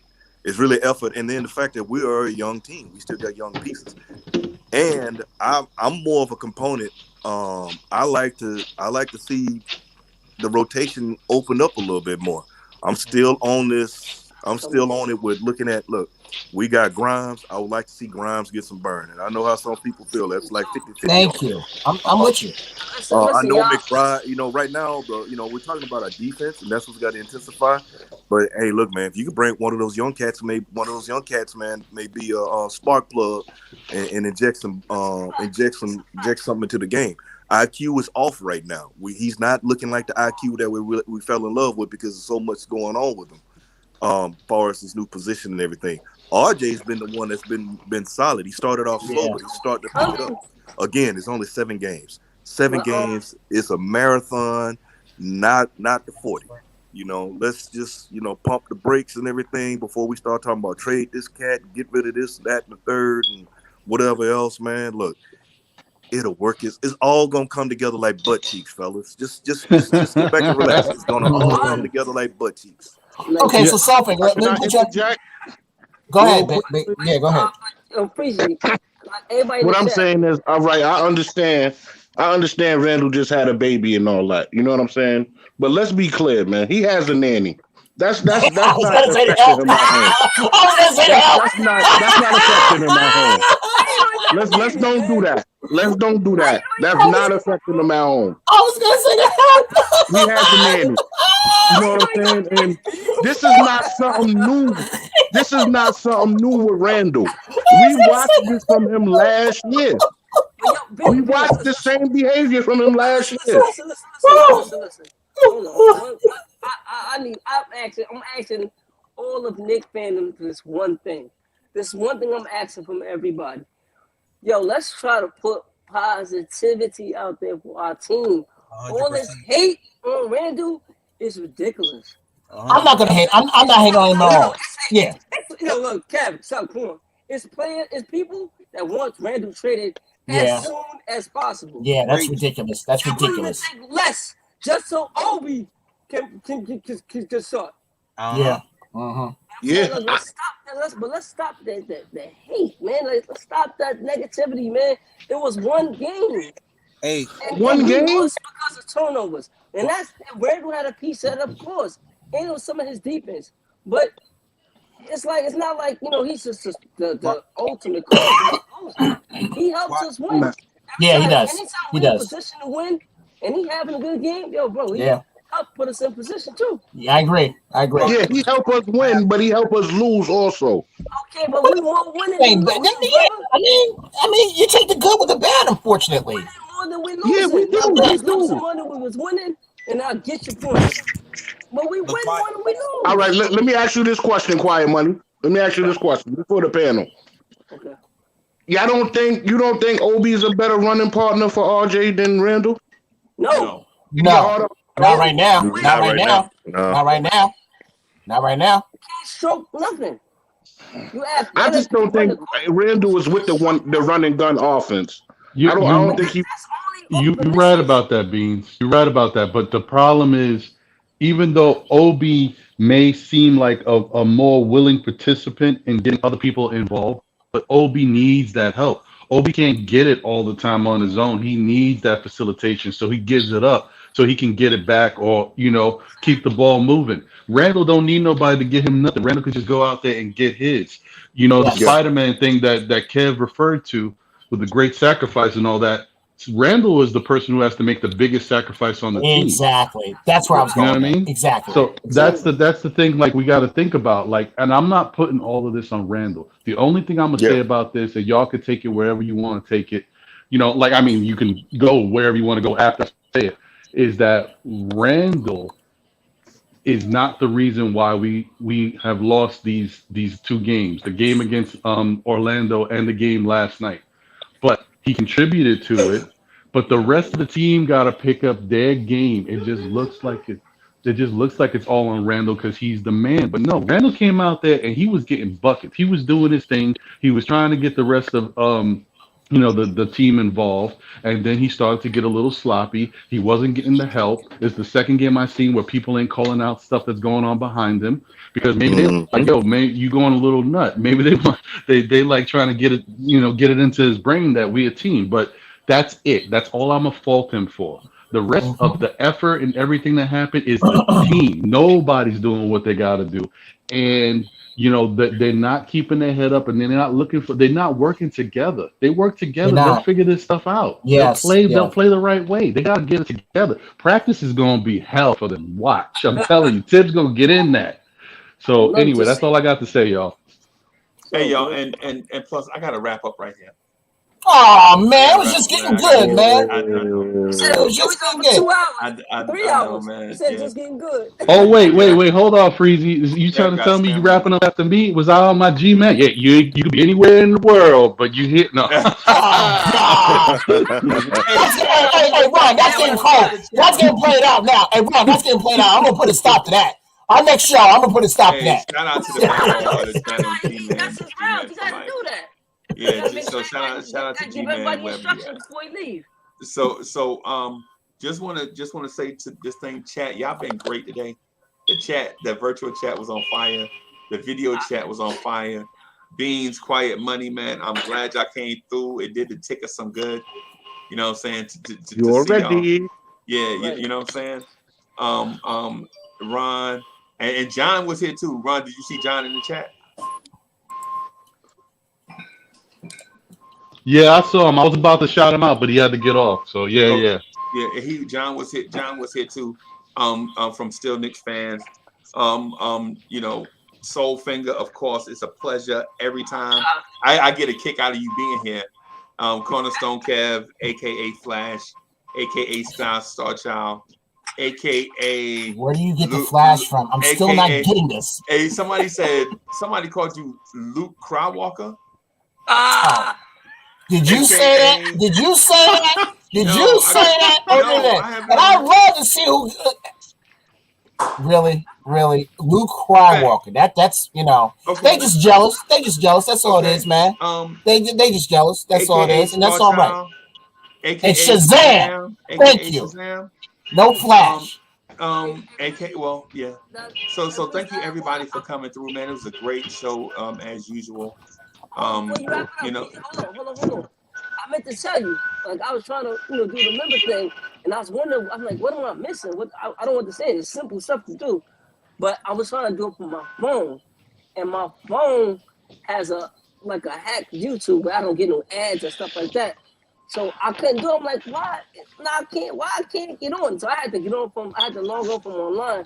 So I'm gonna become a member, and then and you do it like that. But I couldn't do it from my phone. I know I was bugging you yesterday. I go, yo, Freaky, what's up? I kept sending you messages. It's all good, but hey, bro, just do it from the desktop so that you can jump in on because we're gonna be doing private live streams where it's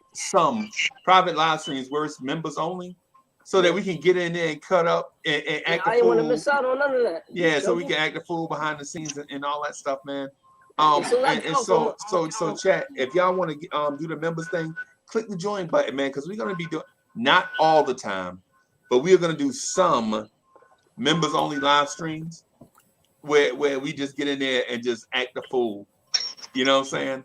We probably say something to Kev, Cornerstone Kev, like Cornerstone Kev. I heard the Knicks. Hey, get it out now, because my job's cracking down now. So get it out now. Trade for Frank Ntilikina and Reggie Bullock, because I already know how this gonna have Kev. Yeah. So hey, Soulfinger, I'm ready to call you in a few minutes, bro. All right, my man. Yeah, man. Hey, so everybody have a good day. We'll talk to y'all later. Peace. Peace out.